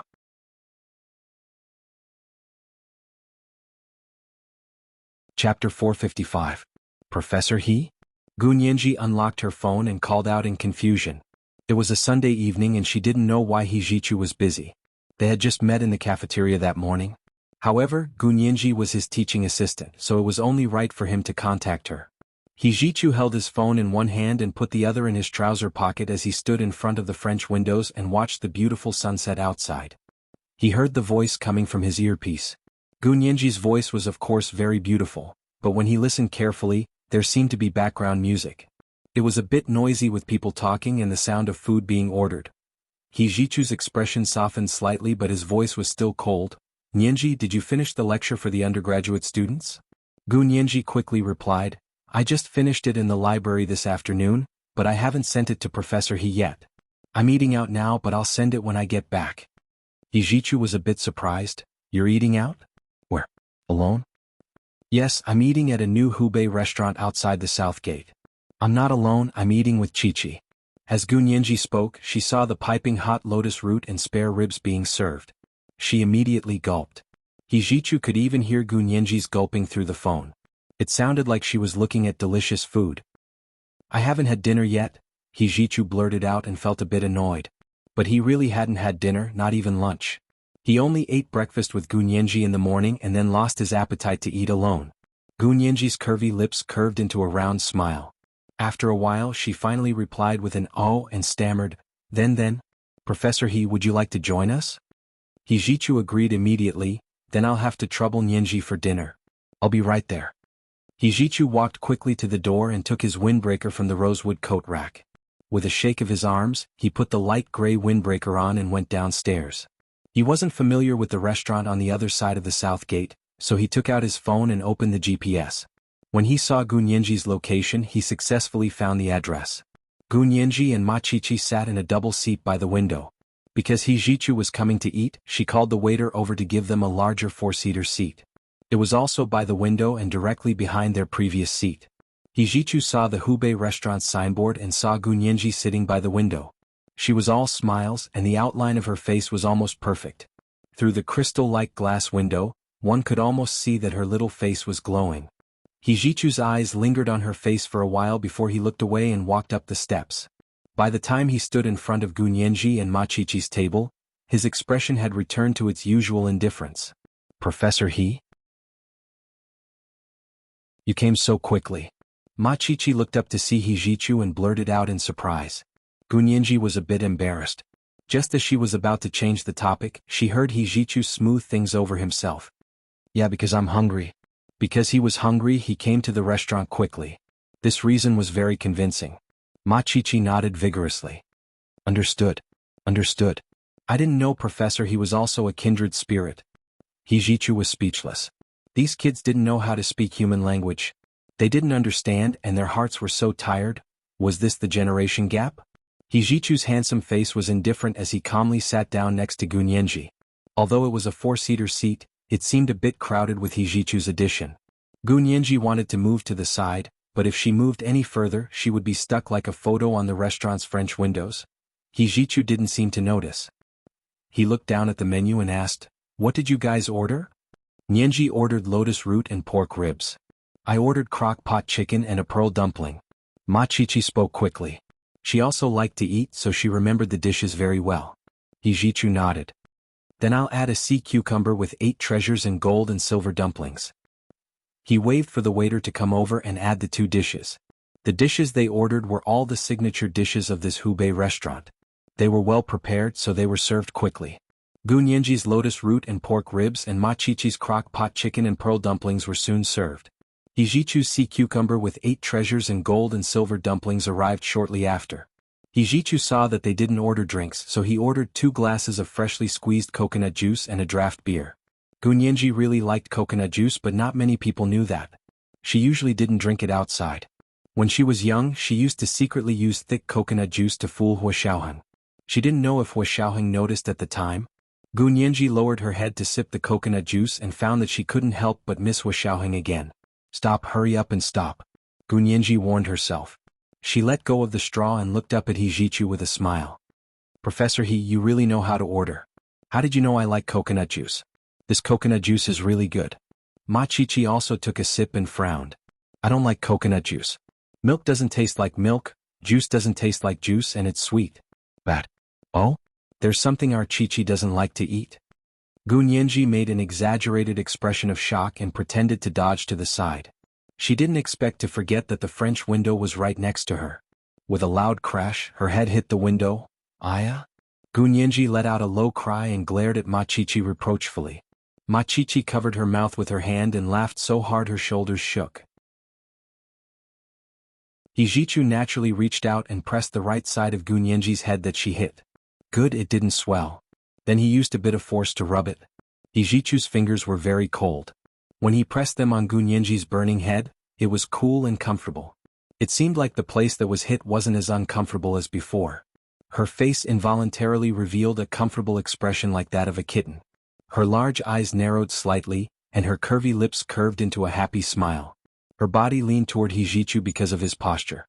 Ma Chichi wanted to tease her a bit, but when she saw Hijichu's warning look, she swallowed her words and extended a hand to wave at Gunyenji. Nyenji, how many is this? Is your brain still working? This is 2. That's enough. Chichi, I really didn't expect you to be like this, Ma Chichi. Gunyenji laughed and teased Ma Chichi. She also tilted her head toward Hijichu because Hijichu's massage was very comfortable. Hijichu's hand paused for a moment before continuing to rub her head to prevent blood clots. Ma Chichi made a face at Gunyenji. There are a lot of things you don't know. Miss, I'll let you off the hook today for Professor He's sake. Here, eat some sea cucumber to replenish your blood. Can sea cucumber replenish blood? Gunyenji asked blankly. No. Ma Chichi picked up a gold and silver dumpling for herself. Then replenish your brain, Chichi. Gunyenji discovered that Ma Chichi was so eloquent that she could even argue with her. If Hijichu hadn't been there, Gunyenji would definitely have a war of words with Ma Chichi. But now she could only pretend to be angry at Ma Chichi, but there was a smile in her eyes. When Hijichu saw this, he retracted his hand and continued to eat. He originally had a scholarly air of nobility and indifference, but when he held a large mug of draft beer, there was a hint of imperceptible toughness. Gunyenji smiled as she ate her favorite dishes and drank her favorite coconut juice. She had a happy dinner, and the gloominess from Hua Xiaoheng not answering her calls was completely gone. She even looked at Hijichu's beer with envy and wanted to drink it. However, Hijichu didn't allow her to drink beer. Wait until you're 22 before drinking alcoholic beverages. He reminded Gunyenji. Gunyenji grimaced. I have to wait until I'm 22. Professor He, you're doing this on purpose. Yes, I'm doing it on purpose. What are you going to do about it? Hijichu's expression was cold, but his words carried a hint of arrogance. Gunyenji and Ma Chichi were speechless. This Professor He was so adorable. Ma Chichi was a talkative person and she was also very respectful of Hijichu, so she was especially talkative. There was no awkward silence with her around. After dinner, Ma Chichi wanted nothing more than to become Hijichu's apprentice. She was even willing to be a janitor. When Gunyenji and Ma Chichi were having dinner at the Hubei restaurant, Hua Xiaoheng finally finished all the work on hand. He no longer had any reason not to answer Gunyenji's calls. He sat on the swivel chair in his office and played with his personal phone. He looked at the 2 missed calls from Gunyenji and thought about it for a long time before calling her. This is the first watch. Asking for monthly votes and recommendation votes. Recommendation votes on Monday are especially important. Thank you for voting. 7 p.m. the second watch.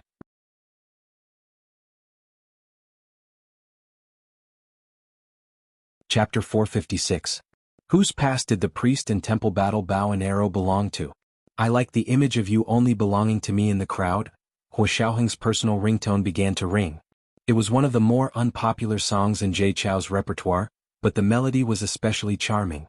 Gu Nianji especially liked the mood expressed in the song, so after she and Hua Xiaoheng got together, she set it as his personal ringtone. Gu Nianji's heart skipped a beat when she heard the melodious ringtone. She reflexively took the phone out of her trouser pocket and nimbly swiped the screen with her slender, fair fingers to answer the call. There was no sound from the other end. Gu Nianji could only hold the phone and say apologetically to He Jichu, "Professor He, I need to take this outside. Can't you just take it here?" He Jichu raised a brow and asked nonchalantly. Gu Nianji smiled and shook her head. "I don't want to disturb Professor He and Chi-Chi.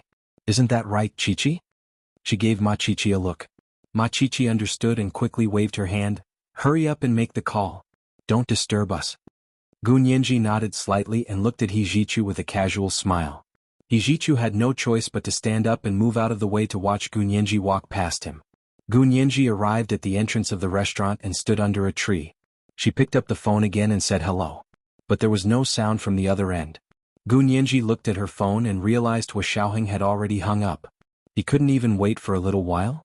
Gu Nianji was exasperated. She glared at her phone and had the urge to smash it to the ground. Only by smashing it into pieces would she be able to vent her anger. Hua Xiaoheng hung up the moment Gu Nianji said, "Professor He, I need to take this outside." He was a bit surprised that Gu Nianji was with He Jichu at this time. He looked at his watch and saw it was almost 6 in the evening. Was it dinner time or had they just eaten? What were they doing? Hua Xiaoheng played with his phone and thought about it for a while before tossing it aside and opening a tracking app on his computer. He confirmed Gu Nianji's location and found she was outside the south gate of B University. She wasn't even in school at this time. Hua Xiaoheng pursed his lips and quietly connected to the surveillance camera system near Gu Nianji's location. The streets and alleys of the imperial capital were all equipped with surveillance cameras, forming a dense network. However, it was up to everyone to decide whether there were surveillance cameras outside of public places or where to install surveillance cameras. The state agencies could not interfere. For example, if you wanted to install a surveillance camera in your own house, you could. However, the government had no right to access this part of the footage online. They wouldn't even know if someone had installed a surveillance camera or not. The situation in B University was the same. This was their private property. If the people in the internal system did not say anything, outsiders would not know that there were surveillance cameras there. It was all thanks to He Jichu that Gu Nianji knew about the inner workings of B University. That was why she was able to help Hua Xiaoheng and the others uncover the truth about Miao Yunxiao and Dou Ayan. However, the street outside the south gate of B University was a public area, so Hua Xiaoheng had access to the surveillance system there.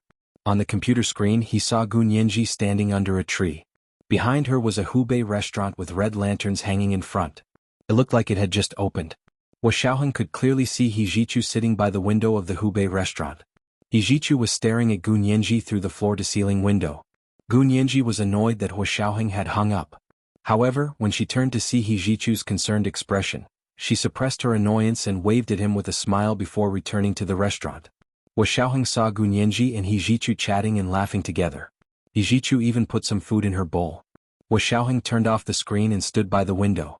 He remembered Yin Shixiang saying that he saw Gu Nianji and He Jichu having breakfast together that morning. Now they were even having dinner together.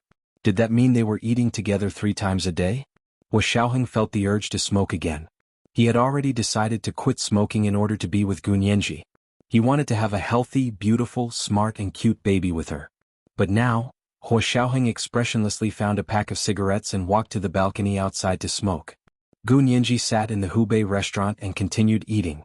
Although she felt uneasy, she suppressed the urge to call Hua Xiaoheng and tried her best not to think about it. She had a hard time holding it in. If it wasn't for He Jichu's mocking smile, she wouldn't have impulsively taken out her phone to call him back in order not to embarrass herself in front of him. Ma Chi-Chi was the happiest. Ma Chi-Chi was the happiest eating. She was talkative and she was having dinner with her idol, Professor He Jichu.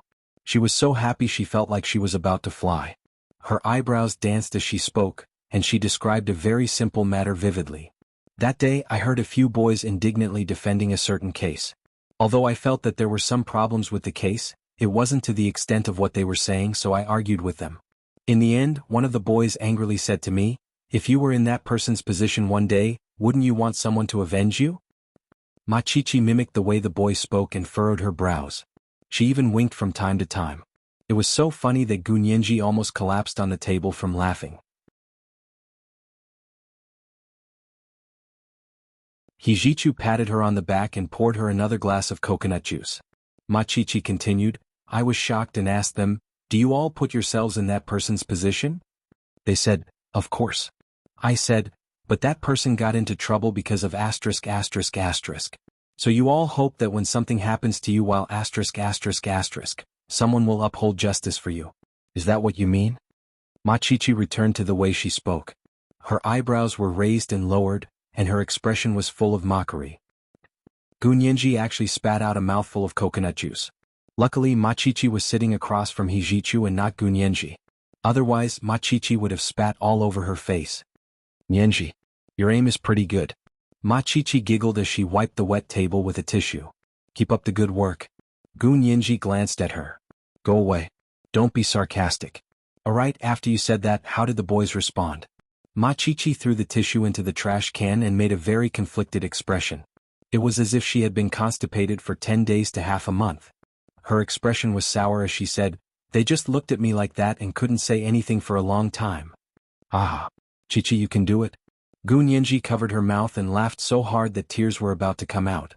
Machichi waved her fist and said with a serious expression, "Also, I'm sorry to all the righteous people here. If anything happens to you because of this, I don't care if you've been framed, baited, or deceived by law enforcement, I will never uphold justice for you. You should be thankful that I won't add insult to injury." Machichi waved her fist with a serious expression. Gunyenji finally put her hand down and nodded. "So this is why men and women see things from different angles. Chichi, from a professional's point of view, your answer is indeed a bit problematic. But hey, we are all people and people have their own emotions and choices. Even professionals have their own standpoint in what is acceptable and what is unacceptable. There's no need to use a standard to measure things." Hijichu listened quietly for a long time and finally shook his head. "Nyenji, Chichi, there's something wrong with both of your explanations. As professionals, you have to be responsible for your own profession. When you appear as a professional, you should forget about your own existence as an independent subject. You represent the fairness and justice of the law." Gunyenji and Machichi instinctively sat up straight as if they were listening to Hijichu's lecture. However, Hijichu had no intention of continuing. He picked up his draft beer and downed it. "Remember the statue of the goddess of justice? She was blindfolded and held a sword in one hand and a scale in the other to show that everyone is equal in the face of justice and justice. The goddess of justice will not be blinded by her own subjective judgment." Machichi blushed a bit and mumbled, unable to speak. However, Gunyenji habitually argued and smiled. "That's why we're not the goddess of justice. We're just normal law students. Professor He, you're asking too much of us. Going too far is as bad as not going far enough." Hijichu thought about it carefully and realized he couldn't refute Gunyenji's words. "Fine, you're right." Hijichu stood up. "I'll excuse myself for a moment." After he left, Machichi quietly asked Gunyenji, "How dare you talk back to Professor He? Do you want to die?" Gunyenji pursed her lips and also leaned over to whisper, "This is called putting myself on the edge of death." "You're so naughty, Nyenji. How dare you say Professor He is on the edge of death? I'm going to tell on you." Machichi stood up with a smile and extended a hand. "Unless you bribe me with delicious rolling donkey and pea cake." Gunyenji clicked her tongue and shook her head. Those boys really asked the wrong question. They should have asked you if you could still swear not to help them with rolling donkey and pea cake as a reward. "Ha ha. Nyenji knows me the best."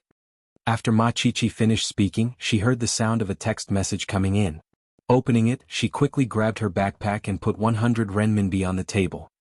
"I have something to do, so I have to go now. Help me pay the bill. We'll calculate it when we get back. I'll refund you any overpayment." When Hijichu returned, he saw Gunyenji sitting there alone drinking coconut juice. He waved for the waiter to come over. "Another 5 bottles of freshly squeezed coconut juice to go." "Thank you." Gunyenji stood up in embarrassment. "Professor He, it's okay. I'll just finish this bottle." "It's fine." Hijichu gestured for her to leave. "I've already paid the bill. Where's Chichi?" Chichi had something to do and just left. Gunyenji picked up the 100 renminbi Machichi put down. Professor He, this is Chi-Chi's money. Please accept it. Then she also took out 100 renminbi. Is this enough? He Jichu looked at her with disdain. Gu Nianji, do you need to be so clear with me? Gu Nianji smiled sheepishly. That's a different matter. We can't take advantage of Professor He. Your Professor He has a lot of money, so there's no harm in taking advantage of him. A warm hand rested on Gu Nianji's shoulder, and a cheerful female voice spoke into Gu Nianji's ear. Gu Nianji wasn't used to strangers being so close to her. She instinctively took a step away from He Jichu and turned her head to see that it was actually Gu Yanran. Standing behind her was Xue Jingjiang, whom she had met several times. He was Huo Xiaoheng's childhood friend. It was the second watch. Asking for monthly votes and recommendation votes. Oh, and moi.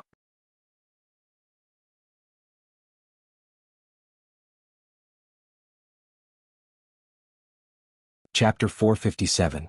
Seeing Gu Yanran, He Jichu's cold and indifferent face also showed a trace of emotion.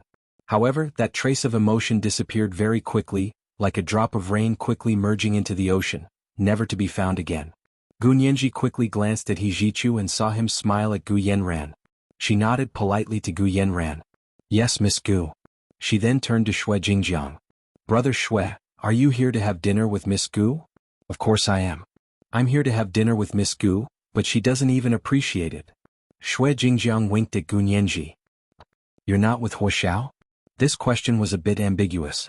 A bad response would cause people's imaginations to run wild. Gu Nianji played along. It's Sunday night. Huo Xiao has to work and I have to go to school. How can we have dinner together? Oh haha, I forgot. Although Xue Jingjiang was talking to Gu Nianji, he kept glancing at Gu Yanran from the corner of his eye. For some reason, Gu Yanran was very affectionate towards Gu Nianji. She walked up and took Gu Nianji's hand. Her other hand rested on Gu Nianji's shoulder. Nianji, it's so nice to meet you. She then looked at He Jichu. Lawyer He, do you want to share a table with us? We already ate. He Jichu was also very polite to Gu Yanran. He didn't have the cold distance he usually had with other people. He nodded slightly. You guys eat. I'll take Nianji back to school. Gu Yanran had no choice but to step aside. She turned to watch He Jichu and Gu Nianji walk out of the restaurant. Xue Jingjiang saw that Gu Yanran's eyes weren't on the elegant and handsome He Jichu. She kept looking at Gu Nianji. He couldn't help but laugh. Yanran, why are you looking at Nianji like that? What kind of look? Gu Yanran turned around in shock and couldn't help touching her face with one hand. Is my gaze that scary? Did I scare Nianji? Oh, what should I do? I don't want her to be afraid of me.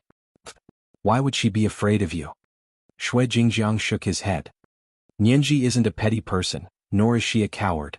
I'm telling you, a girl who grew up with Major General Hua can't be a coward. Oh? Really? I think I heard you mention it once before. Didn't you say that Nianji was a distant relative of Huo Xiaoheng? Gu Yanran seemed to be very interested in the relationship between Gu Nianji and Huo Xiaoheng. Xue Jingjiang finally had something to talk about with Gu Yanran, so of course he wouldn't give it up. The two of them chatted as they walked and soon arrived at the restaurant. They found a table by the window which happened to be where Gu Nianji and Ma Qiqi had first sat. After ordering, they continued to talk. Unfortunately, Xue Jingjiang didn't really know much about Huo Xiaoheng.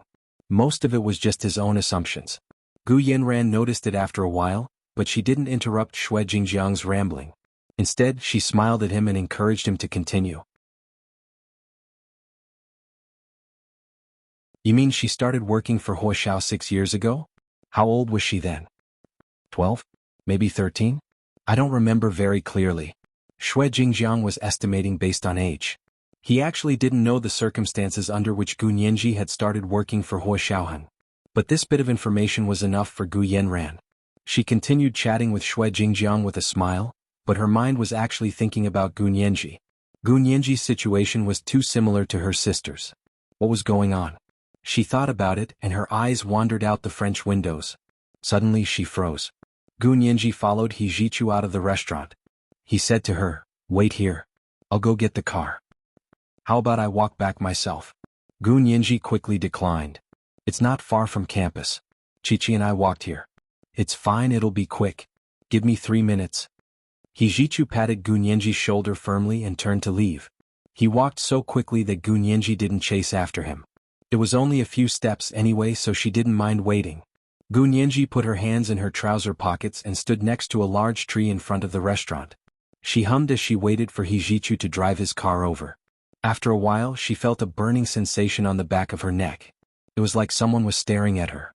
Gu Nianji casually looked back and wondered if she was worrying too much, but she saw a familiar figure out of the corner of her eye. She whipped her head around again, her mouth agape in shock. Standing under another tree was a tall, handsome man in a black trench coat. Was Hua Xiaoheng. Hua Xiaoheng froze when he saw Gu Nianji look over and slowly walked out from under the tree. The two of them stood under the two trees and stared at each other. Perhaps they were too shocked or too conflicted, but neither of them walked over.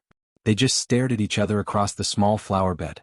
The street lamps in front of the trees glowed with white light, making the bright areas even brighter and the dark areas even darker. Black and white, light and shadow, the two of them stared at each other in silence. The bustling restaurant and the bright red lanterns became their background. After a while, a screech of brakes broke the silence between the two of them. Gu Nianji instinctively looked in the direction of the brakes. It turned out that Hijichu had returned with his car. He parked on the side of the road and got out to walk to Gu Nianji's side. He said to Hua Xiaoheng, who was behind the flower bed, "Mr. Hua, are you coming for dinner too?" Hua Xiaoheng nodded at Hijichu. "Good evening, Professor He." He paused for a moment and reached out to Gu Nianji. "Nianji, come here." Gu Nianji bit her lip. After a while she finally said to Hijichu, "Professor He, you should go back first. I still have something to do." Hijichu was acutely aware of Gu Nianji's dilemma. He also sensed something unusual from her and Hua Xiaoheng's attitudes. But he didn't say anything more. He bowed to Hua Xiaoheng. "Mr. Hua, then please take Nianji back to the dormitory later." He then said to Gu Nianji, "Is half an hour enough to solve your problem? If it's enough, I'll call you in half an hour to see if you're back at the dormitory." Hua Xiaoheng looked at Hijichu's retort without batting an eyelid. He continued to extend his hand to Gu Nianji. He said again, "Nianji, come here." His voice was getting lower and lower. Gu Nianji knew this was a sign of Hua Xiaoheng's accumulated anger. She quickly said to Hijichu, 1 hour. 1 hour is enough." "1 hour isn't enough." Hua Xiaoheng saw that Gu Nianji wasn't coming over and finally strode over. "Professor He, Nianji will be on time for class tomorrow." As he spoke, he had already taken Gu Nianji's hand and turned to leave. Gu Nianji stumbled from Hua Xiaoheng's pull. She couldn't help but look back at Hijichu. She saw Hijichu standing there alone under the bright street lights. The lights slanted down from above. She could only see an unusually regal figure. His face was hidden in the darkness of the lights, so she couldn't see his expression. Gu Nianji's heart suddenly softened. She waved at Hijichu. "Professor He, go back first. I'll go to your office tomorrow morning." Hua Xiaoheng's hand tightened, but he didn't turn around. He took Gu Nianji and strode away. Hijichu's expression relaxed slightly. He raised his arm at Gu Nianji and made an okay gesture. He then opened the door to his parked car and drove away. Hua Xiaoheng took Gu Nianji's hand and walked to his Hummer SUV on the opposite side of the street. He opened the door and said to Gu Nianji coldly, "Get in." "Hua Xiao, it's already very late. I want to go back to the dorm." Gu Nianji was almost trembling with fear as she mustered the courage to reject Hua Xiaoheng. She actually didn't feel confident. If Hua Xiaoheng left without another word, she felt that she would still have to chase after him. "It won't take up much of your time." Hua Xiaoheng looked away and said calmly, "It's fine if you don't want to." He didn't rush Gu Nianji anymore. With great willpower, he pulled himself away from Gu Nianji. He walked to the driver's side and opened the door to get in. He inserted the key and started the car. Hua Xiaoheng put both hands on the steering wheel and didn't look in Gu Nianji's direction. It was just like when he was in the Special Operations Forces doing various anti-seduction training.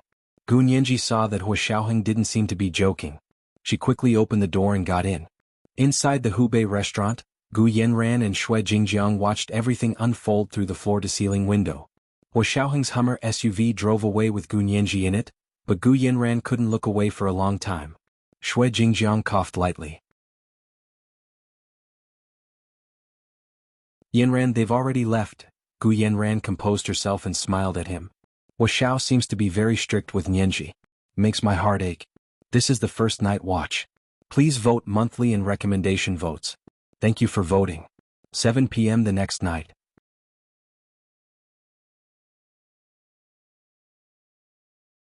Chapter 458. Shui Jingjiang laughed heartily and tilted his head back, his bronze skin glistening under the lights. He looked very masculine and handsome. Gu Yanran looked at him with admiration and thoughtfully scooped a spoonful of soup for him. This Crucian carp tofu soup is really good. It's rare to see such fresh river fish and tender tofu in Barbados. Shui Jingjiang was flattered and quickly picked up some lotus root for her. I remember you said you liked this dish before. Not me, it's my sister. She likes anything related to lotus root. Gu Yanran was lost in her memories, a faint smile on her lips. But we're in Barbados. Where can we find lotus root?